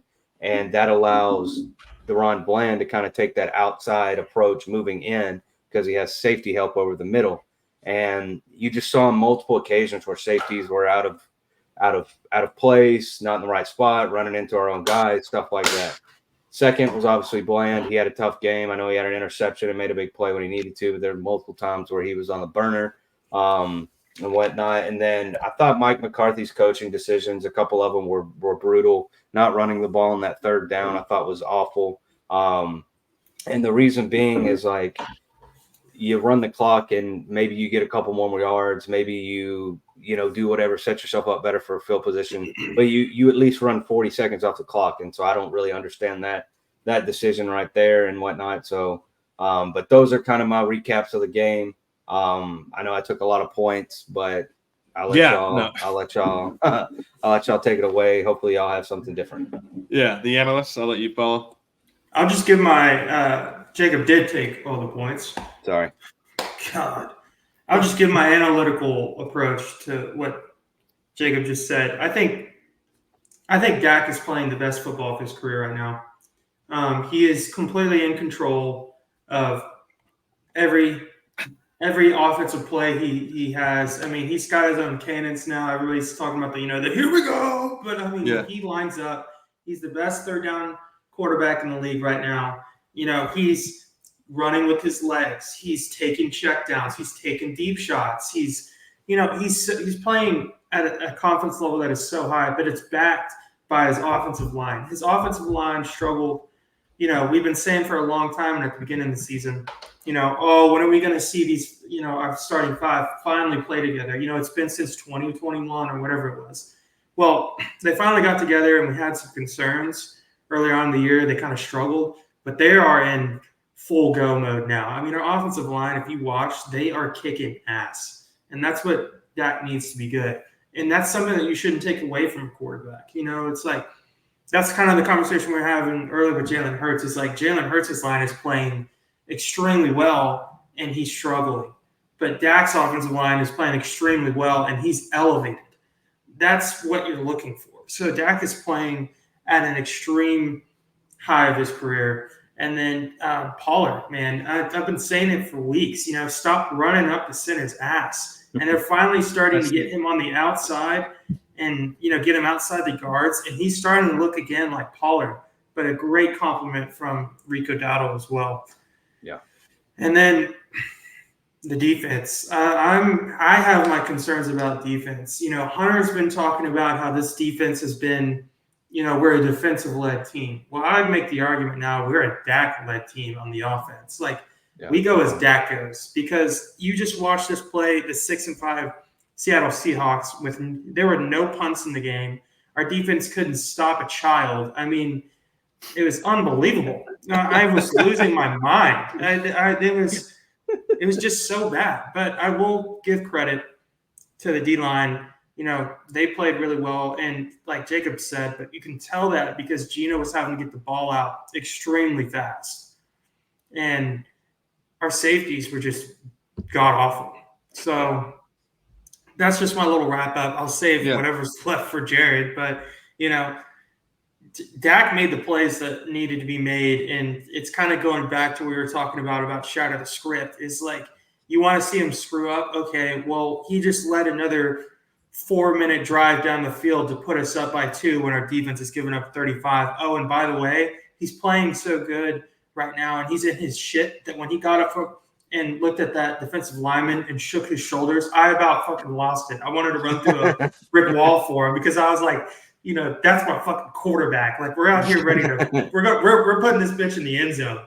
So I don't know. I'm just saying I'm obviously we're all big Dak guys, but it really, I've been telling Jared for like the last couple of days, it just feels so good to finally be like, I've told you this.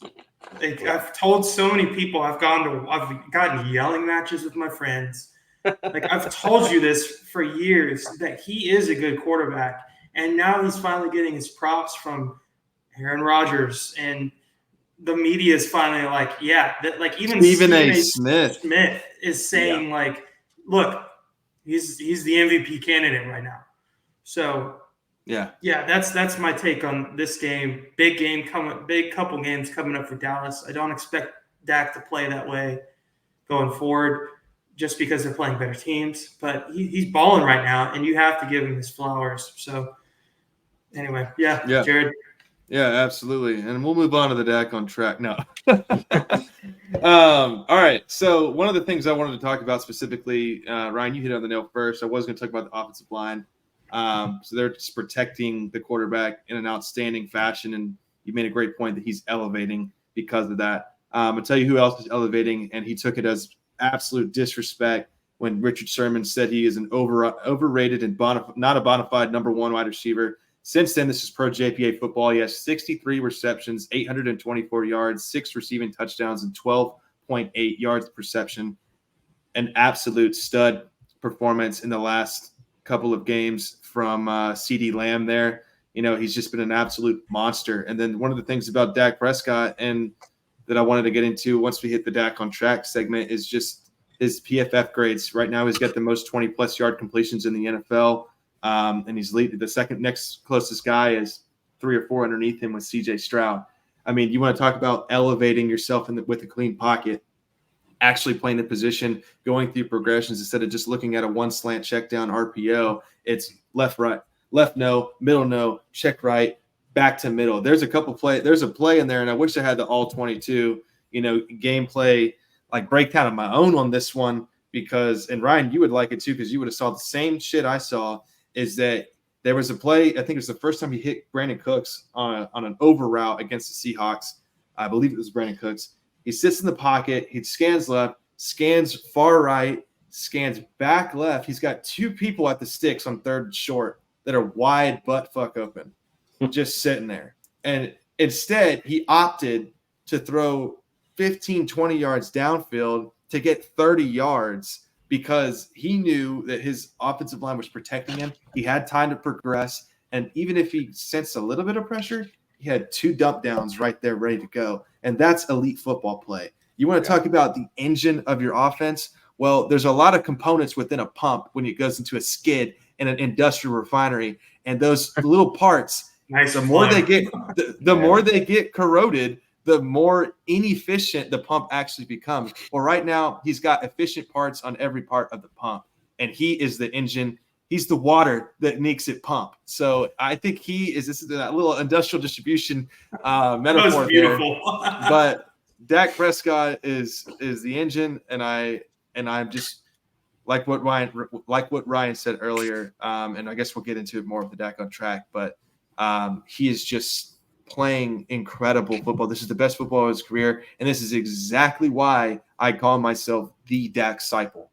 It's exactly why you keep the faith. Well, I mean, we're already in the Dak on track segment, but he's just balling. Basically, yeah. I mean, just basically throw the label down there, and you've got a Dak on track.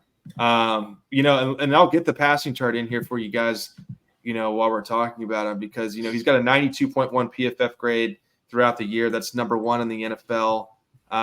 It's just been an outstanding performance. Wait till you see the passing chart right here. Here we go.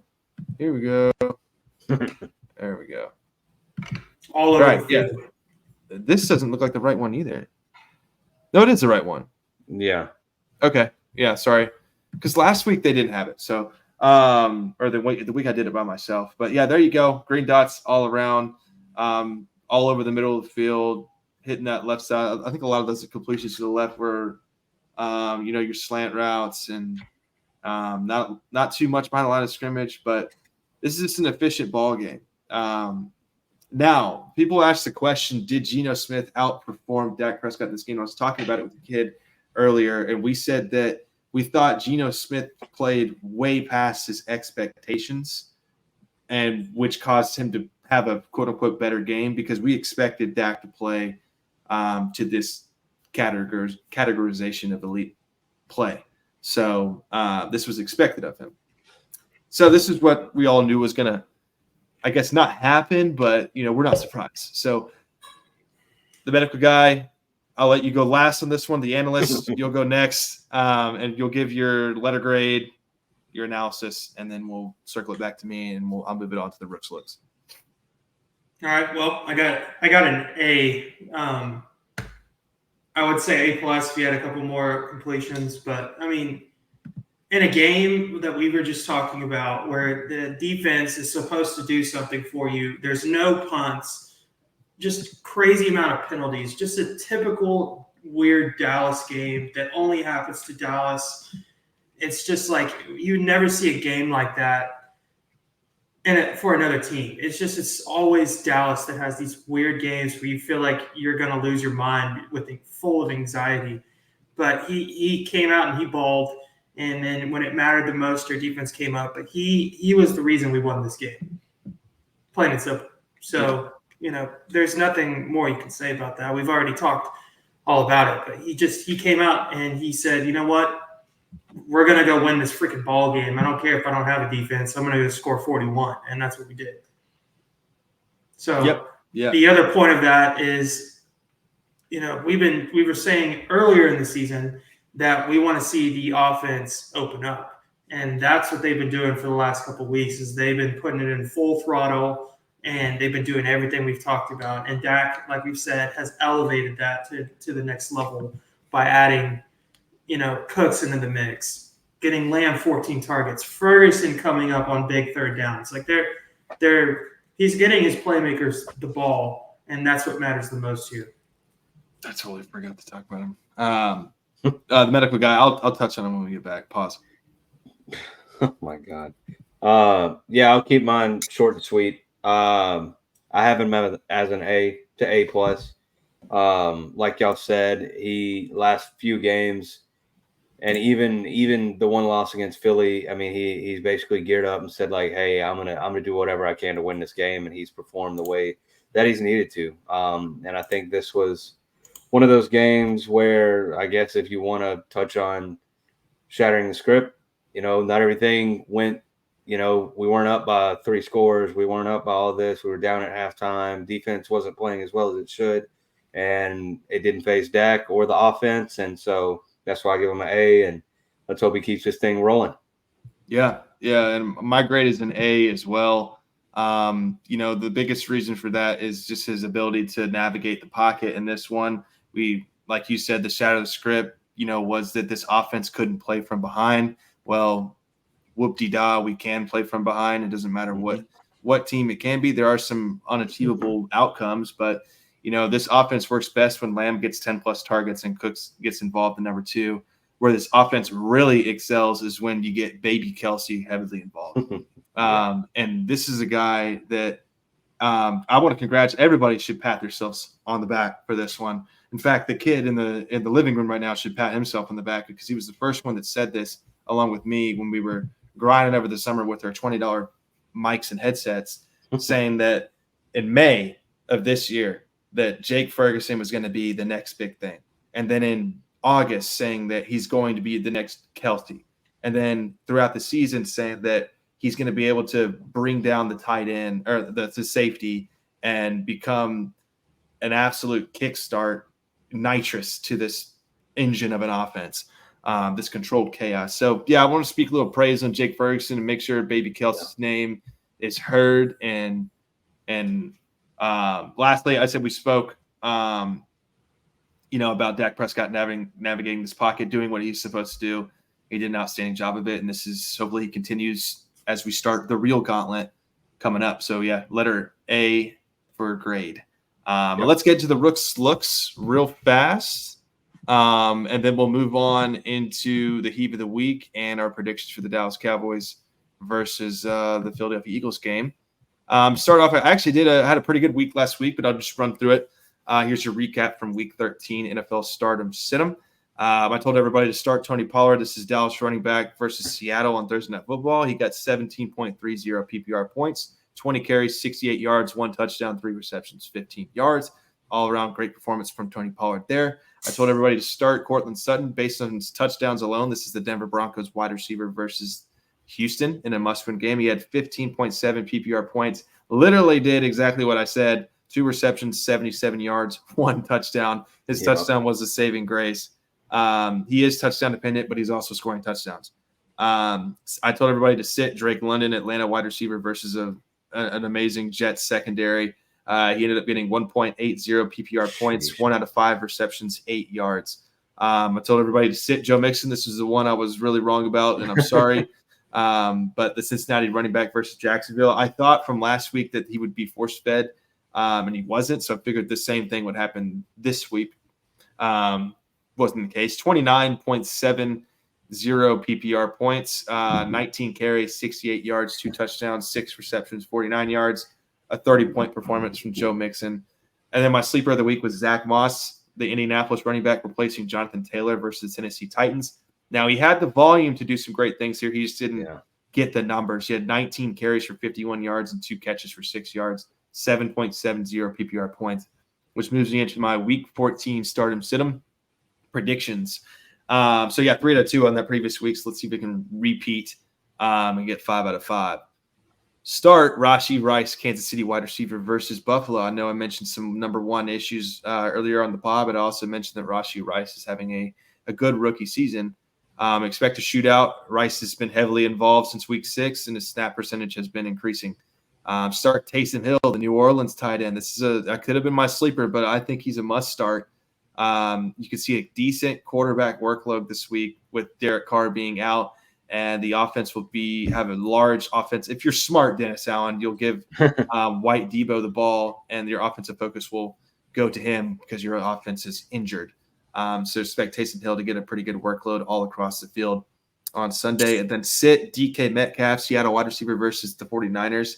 Let the chop is saying this dude was locked up versus Chardavius Ward the last time they played. This is a dominating San Francisco defense, and it will be a focal point in the film room for San Francisco after a 40-point performance from DK Metcalf versus the Cowboys. So best believe he's going to have a safety over the top.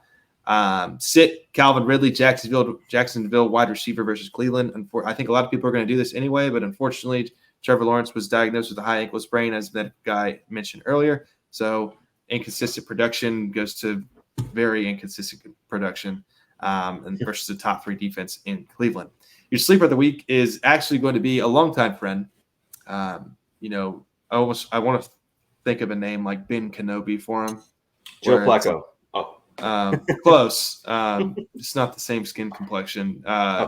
Zeke Elliott, the New England running back versus Pittsburgh on Thursday Night Football. This dude, he could have a coming back game. You never know. He's been great in the passing game. When he gets involved, he's averaging like 4.5 yards per carry or so, somewhere within that range on a shitty team.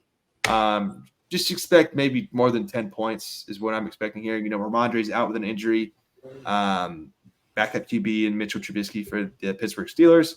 He could have a lot of opportunities to get the ball. And then, of course, I was waiting for you to do the Obi-Wan.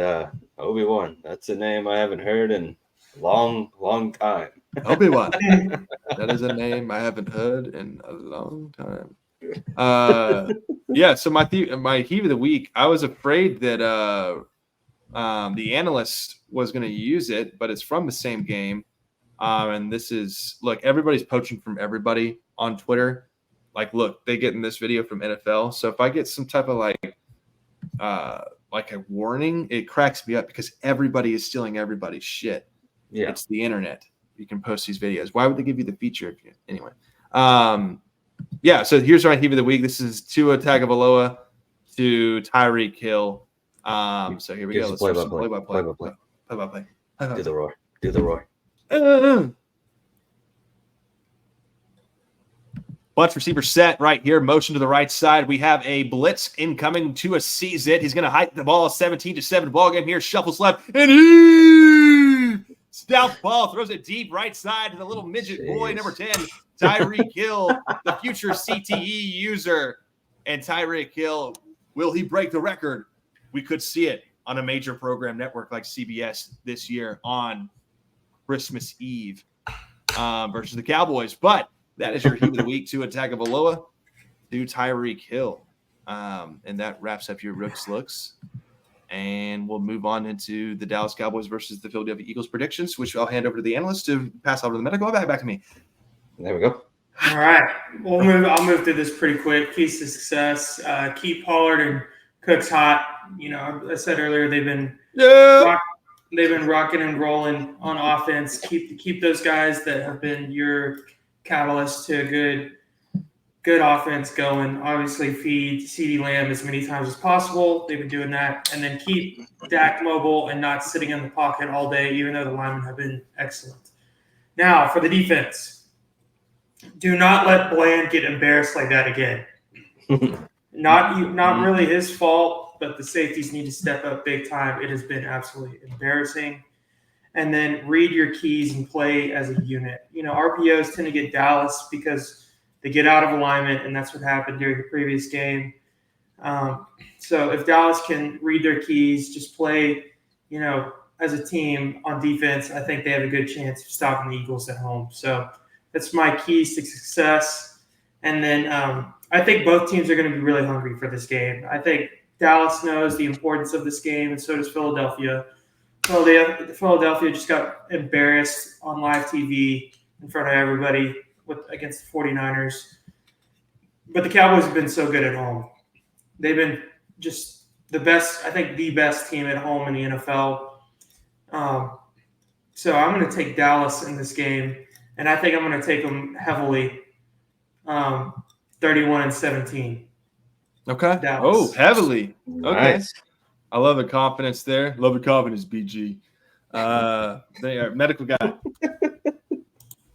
I understood that quote, Jared. That was a good one. But very, very similar to Ryan.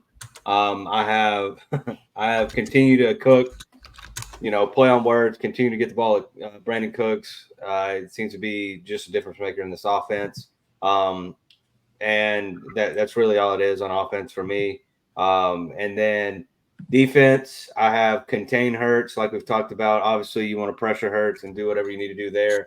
But it showed in this last game, kind of containing him, make him move to one side of the field or the other, kind of get him off his looks and his keys and whatnot. He seems to struggle. Obviously, don't get into the tush-push situations because always works out for Philly. And then maybe, I don't know, this is my big number right here is I think if Dallas can get 3 stops, I think on defense, I think we win this game. If they can get at least 3 stops on defense, I think it'll work out well for us, especially with how this offense is moving. And my prediction for the score is similar to Ryan. I have 31 Dallas, 20 Philadelphia. Wow, y'all got some big spreads for this game for the Cowboys. I love the confidence. So my keys to success for this game, we'll start off with a little bit of defensive stuff. You know, minimize the outside threats and we need to drastically be able to solve these secondary issues from the Seattle game. I think that was kind of a game that got away from us a little bit in the secondary. I don't think that's how we're going to play the whole year. But yeah, pressure the quarterback in the interior. I don't think we're going to get a lot of pressure generated from Lane Johnson on the right side, and best believe they're going to be making Micah Parsons look wrong as much as they can all night long with their RPOs. But I think Parsons has learned, and he'll overcome those challenges in this game. Attack the secondary on offense, in my opinion. I would think the best way to do this is through intermediate passes. We found our identity, and that is to get Brandon Cooks involved in man-to-man crossers, comeback routes, man-to-man drag routes underneath the middle, and then CeeDee Lamb, however you can get the ball to him, do it. And then, the biggest thing that I think will separate the Cowboys, like y'all have in y'all's predictions in this game, is that if we use Ferguson a lot.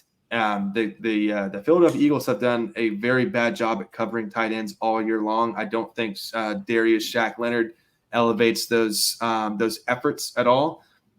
Ferguson had a fantastic game versus the Philadelphia Eagles last time on Sunday Night Football, and I'm expecting an even bigger game this time. I think he's really found his groove, and Dak and Jake seem to really trust one another. So, yeah, my prediction is a little bit closer to what y'all got. I've got 33-28 Dallas Cowboys in this one. And then we'll move on quickly or shortly. I would say quickly. This is one of my favorite segments. But the Mamas Don't Let You Cowboys. My Mamas Don't Let You Cowboys is Mamas Don't Let You Cowboys validate the narrative that we can't win the big game. Long shot for first place in NFC East, but do our jobs, go 1-0, and defeat the gauntlet. And the analyst? Yeah, mine's Mamas Don't Let Your Cowboys defense disappoint. They've struggled in a lot of games against pretty good teams. I think if we want this defense to be legitimate, they need to come out against the Eagles and really show that they, at home, they can defend their turf. So, Mamas Don't Let Your Cowboys disappoint. Defense disappoint. Yep. And I've got Mamas Don't Let Your Cowboys lose this momentum. We've been kind of on a high these last, 5 to 6 weeks. Defense has been good. Offense has been good. Defense has been okay. Just keep this up. Keep playing well. Honestly, regardless of the results, but keep this momentum up. Carry it into the rest of this gauntlet. And like you said, go 1-0 this week, and then focus on the short-term goal. There we go. All right, and that wraps up the TRAKing the Boyz segment. We'll move on to the breakdown. And actually, I'm sorry, right before that, we'll get into the kids' picks, and then we'll go into the breakdown. So here we go. Got a couple of – they might change. Some of them might stay, some of them might go. That's why I put it on the story for you guys to see first. But I'll go through this rapidly. This is from the kid himself. Mike Evans, over 67.5 reception yards. That's the Tampa Bay wide receiver. Jalen Waddle, over 66.5 reception yards from the Miami Dolphins. Brandon Cooks with the Dallas Cowboys, over 45.5 reception yards. And another Dallas Cowboy prop, CeeDee Lamb, over 89.5 reception yards. Travis Kelce, back-to-back tight ends here. Travis Kelce, over 74.5 reception yards. And George Kittle, over 48.5 reception yards. So all overs right there, all receiving yards, all receptors, you could say. He must think that Dak's going to come out slinging if he's going to go 45.5 over on Brandon Cooks and CeeDee Lamb 89. He would never tell you that. But, yeah. All right, well, let's go. Let's give one. We want to talk about our coaches of the year and who is the MVP favorite to kind of close this one out before, of course, our track records. But if you could pick one coach, medical guy, if you could pick one coach this year that you think should win NFL Coach of the Year, who would you pick? And I have 3 on mine. Yeah, I just didn't want somebody else's to be taken, so I kind of so anyway, you feel free to say whoever you think is most deserving. Yeah, I have 4, but this is kind of someone I've talked about for a while now, but I think D'Amico Ryan. And I think it's going to be, especially if they make the playoffs, it's going to be a shoe-in, especially compared to how that team was last year. And just seeing the absolute drastic change in this year. So I've got D'Amico Ryan as my coach of the year. There you go. All right. I like that one a lot. 75, unfortunately, Trevor Lawrence injury. You never know what's going to happen when that division. The analyst. Yeah, so I've got an AFC and an NFC coach of the year. AFC is D'Amico Ryan's. I think that, like Jacob just said, if they get in the playoffs, which it's really looking like they are, that's a shoo-in. But my NFC coach of the year, I think you got to give it to Dan Campbell. The Lions haven't been good in a long time, and the Lions are 9-3. When they make the playoffs, I think NFC-wise, he's been the most surprising coach in the NFC. We all knew Dallas, Philly, and the Niners would be good, but everybody thought the Lions would be good, but not this good where they're 9-3 sitting there, competing. You could obviously make the argument that Dallas, Philly, and Niners are better, but They're Regardless. 9-3. Yeah. They look like a solid football team. So my AFC pick is D'Amico Ryans. My NFC pick is Dan Campbell. Nice. All right, I have two that I don't think will win it, but are they the most deserving? They could definitely be. And y'all are probably gonna be shocked, but the first one is from the NFC, and that's Matt LaFleur, the Green Bay Packers. You know, coming out here with Jordan Love, your third year rookie, essentially starting off a year like 1-4, and now you're back in playoff contention for the 6th and 7th seed to make the playoffs. I think that speaks a lot about Jordan Love's growth and Matt LaFleur's growth as a coach in his 3rd or 4th year with a bunch of young talent around him. There's not a lot of veteran presence in there. They lost it all when Aaron Rodgers went to the New York Jets. Even on defense, you got a very, very young roster. It's just young all the way around. You don't have David Bakhtiari protecting Jordan Love, and you're sitting there 6-6 with you can see the forest for the trees for getting in the playoffs. The second one, and this one really opened my eyes yesterday, was Shane Steichen, the Indianapolis Colts coach. 7-5 with Gardner Minshew and a bunch of scraps on defense. I know it's a weak division, but you go out there with Gardner Minshew, who is a serviceable backup, and you lose your starting quarterback in Anthony Richardson, and you lose your running back twice and have all the fiasco, and your owner is trying to buy a whale and ship it off in a Connex, and then fighting sexual, whatever it is that he's going against. And you're 7-5 sitting there in your first year with all these adversities. There is going to be, I'm buying the Indianapolis Colts high as hell next year once they get Anthony Richardson back with JT Pittman and Josh Downs. So those are my two. If I deserving. If I had to give a second one, my NFC one, and this might be a hot take, and it might sound like a homer pick, but I would pick Mike McCarthy. If you look in it, and I know that caught the analyst, I saw him whip his head up real quick. But if you look at it, who's one coach that has been on the hot seat every year he's been here? Mike McCarthy, who is on pace to, have his third possible 12 or double-digit win season since he's been here. Who has to deal with the most influential and hands-on owner in the league? Mike McCarthy. Who got rid of a play caller who had a number one offense in the league and got so much criticism for that from some people, and said, I'm going to take over play calling. I'm going to do this. Got in another guy. And it literally sits there and has reports come out every day about, well, if he doesn't win in the playoffs, his defensive coordinator is going to be. It's like you have all that stuff that's just sitting there on this guy. And it's like he still goes out there, has a top-notch offense. The offense wasn't playing well. He said, F this concept. We're throwing it out. Dak, you got the offense. Let's roll with it.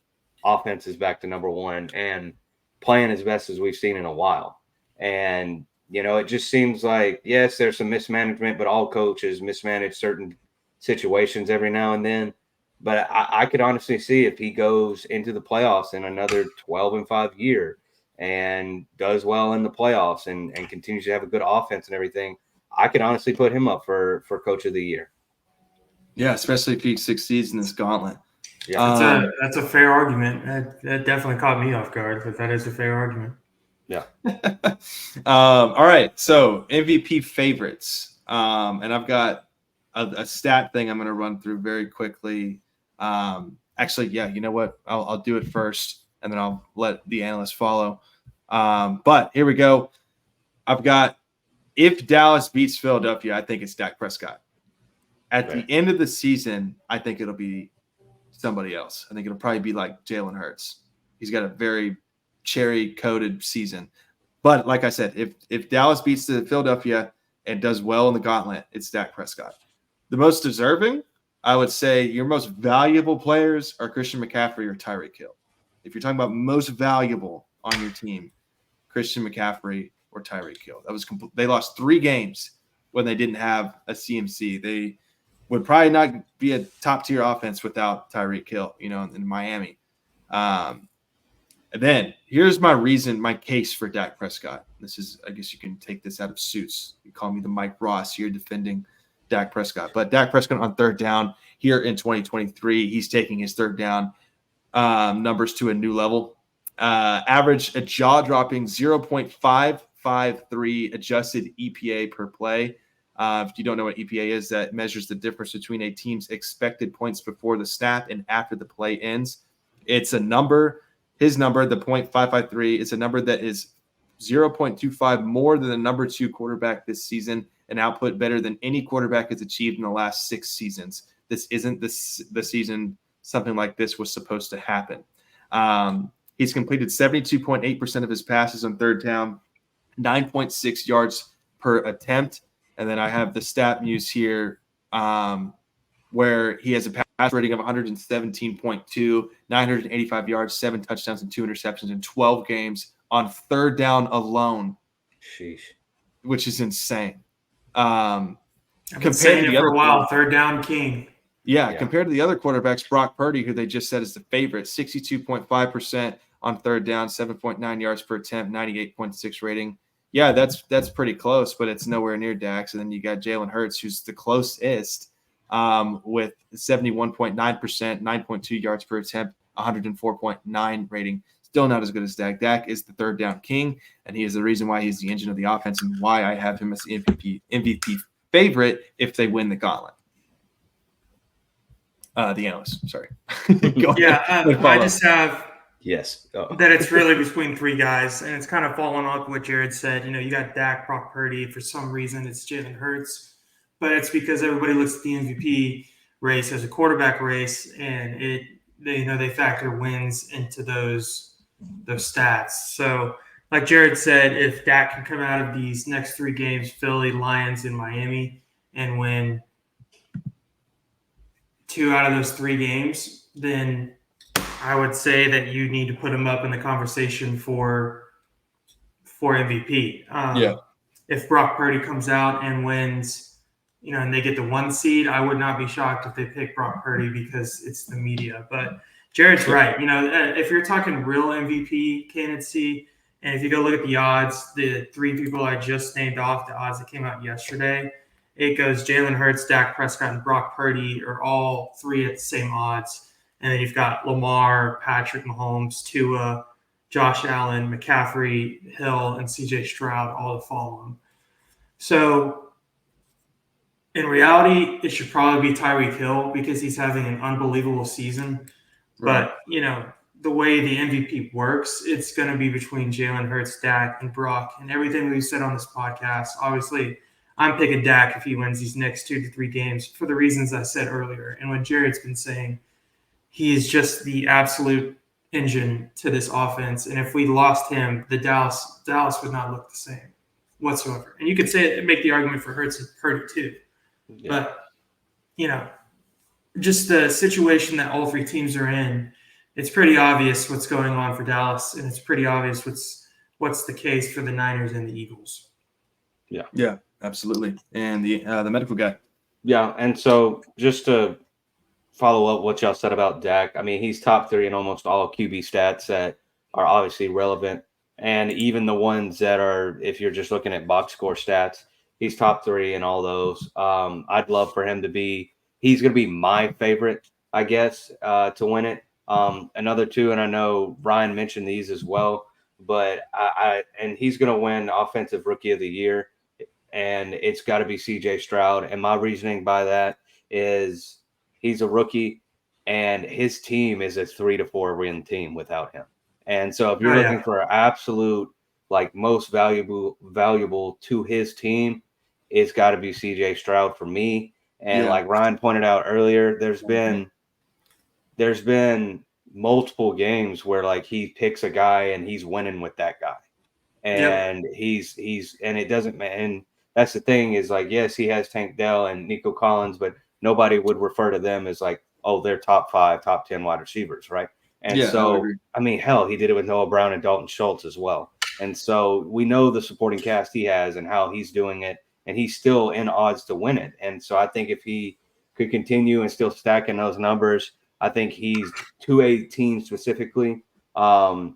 he's got to be the most valuable player. And then obviously Tyreek Hill. And I know I read a stat off that was really confusing before the pod started, but he's leading wide receivers in almost all stats: yards per game, touchdowns, everything like that.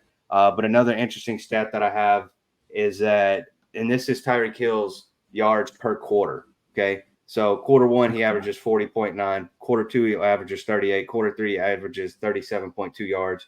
Quarter four, he averages 7.3 yards. And so if you look at that, he's done all this essentially in 3 quarters per game. And so I just think that just shows an insane amount of value of how, how they're using him in the offense, and how we've talked about how valuable he is that offense, because they can essentially destroy you in 3 quarters and he doesn't have to play. And you can make the same case for Dak Prescott in, 4 or 5 games he hasn't played a fourth quarter. Doesn't ever play the fourth quarter. And so you can make the same argument to that, where Dak could have 31 touchdowns this year right now, where Tyreek Hill could have 400 more yards and to his receiving total. And so those are kind of my 3 top MVP favorites. Obviously, we see the Vegas odds. We know who's probably going to win it between those 3. But those are the ones that have stuck out for me that were kind of included in all the odds. Yep. There we go. I'd agree. All right. Well, let's close it out with our track records of the week. Obviously, every week we do this. That's all I got to say. No. All right. So mine, I'm going to start off hot. This is one of the best albums out there for Christmas music. This is the Michael Bublé. It's beginning to look a lot like Christmas. When you hear this, you feel like there's, Jack Frost nipping at your nose, I should say, not the other word I was thinking of. But, and there's frosted, there's snowflakes all around, and you're in a sleigh. You're just in La La Land, basically, and you're like, oh my God, it is Christmas time. My job doesn't suck. I do get paid enough. I get to buy presents for everybody, and everything is just holly and jolly. Michael Bublé is the catalyst for that. Yeah. I got to send you my, speaking of buying presents, I got to send you my present. Yeah, hurry up, bro. Shipping's not going to get here by the time. No. Don't worry. Ryan, what you got? Present. I'm between 2, but I was going to say whipping out all the Christmas albums for Christmas this week, and then looking around at all the Christmas lights. And then my other track record of the week is I took my 300 Win Mag to the range because I was a little nervous about the 0 on it. And so I took it out there, and first shot, I hit an exact bullseye. So yeah, I did the right thing. Did you just unloaded after that? Get up and left. There we go. Nice. So, oh yeah. My track record for the week, and it's an actual stat this time. Shout out to your A&M Aggie, Mike Evans. Recorded his 10th straight season of 100 his 10th straight season of 1,000 yards receiving. I know a lot of no one ever considers him like a top 10, top 15 receiver. But if you think of the quarterbacks that he's had in the past outside of Tom Brady, what do you got? Jameis and Baker and whoever was there last year, and he's still able to put up these numbers. And especially for it just doesn't feel like he's been in the league that long. And it's like, man, for him to still do this and for 10 seasons in a row of 1,000 yards, that's insane. And I think that's a stat that needs to be shouted out. Yeah, absolutely. He's on a contract year this year, and I would not be surprised if he ended up on the Chiefs or the Texans next year. Woo. Would not be shocked. Woo, that'd be tough on the Chiefs, man. Yeah. Oh, yeah, that'd be good. All right, and that wraps up track 25, the rivalry. We've got an excellent game coming up, obviously, on Sunday Night Football on NBC. And, Chris Collinsworth. Well, to close this one out, you can follow us on all the things below. Instagram, TRAK.pod, TikTok, TRAK.pod, X.com, TRAKpod. Linktree is in all of the bios on TRAK. But we want to say, this is something I've never said, But if you're a first-time listener, feel free to subscribe to the podcast on Apple Pod or Spotify or YouTube. Like, download it, give us a rating. We really want to hear you guys' feedback, especially if you're a first-time listener. To all those trackers that have been around this entire year, we might do a year in review video towards the end. But we want to thank everybody for your support. We reached our goal of reaching 200 followers on Instagram before the end of the year. That's without buying anything. That's without really using any marketing tools. So thank you guys for the support. We all have a blast doing this, and maybe soon one day we will be, having our own studio and really rocking and rolling. But we're having so much fun doing this, and we're happy that at least, even if it isn't 200 million, it's 200 people that are really bought in to Shattering the Script. So we thank you guys. All right. Merry Christmas. Thank you guys for joining the Analyst and Medical Guy. Always a pleasure. We'll see y'all next Wednesday for another Shatter the Script episode. Go Cowboys. Go Boys.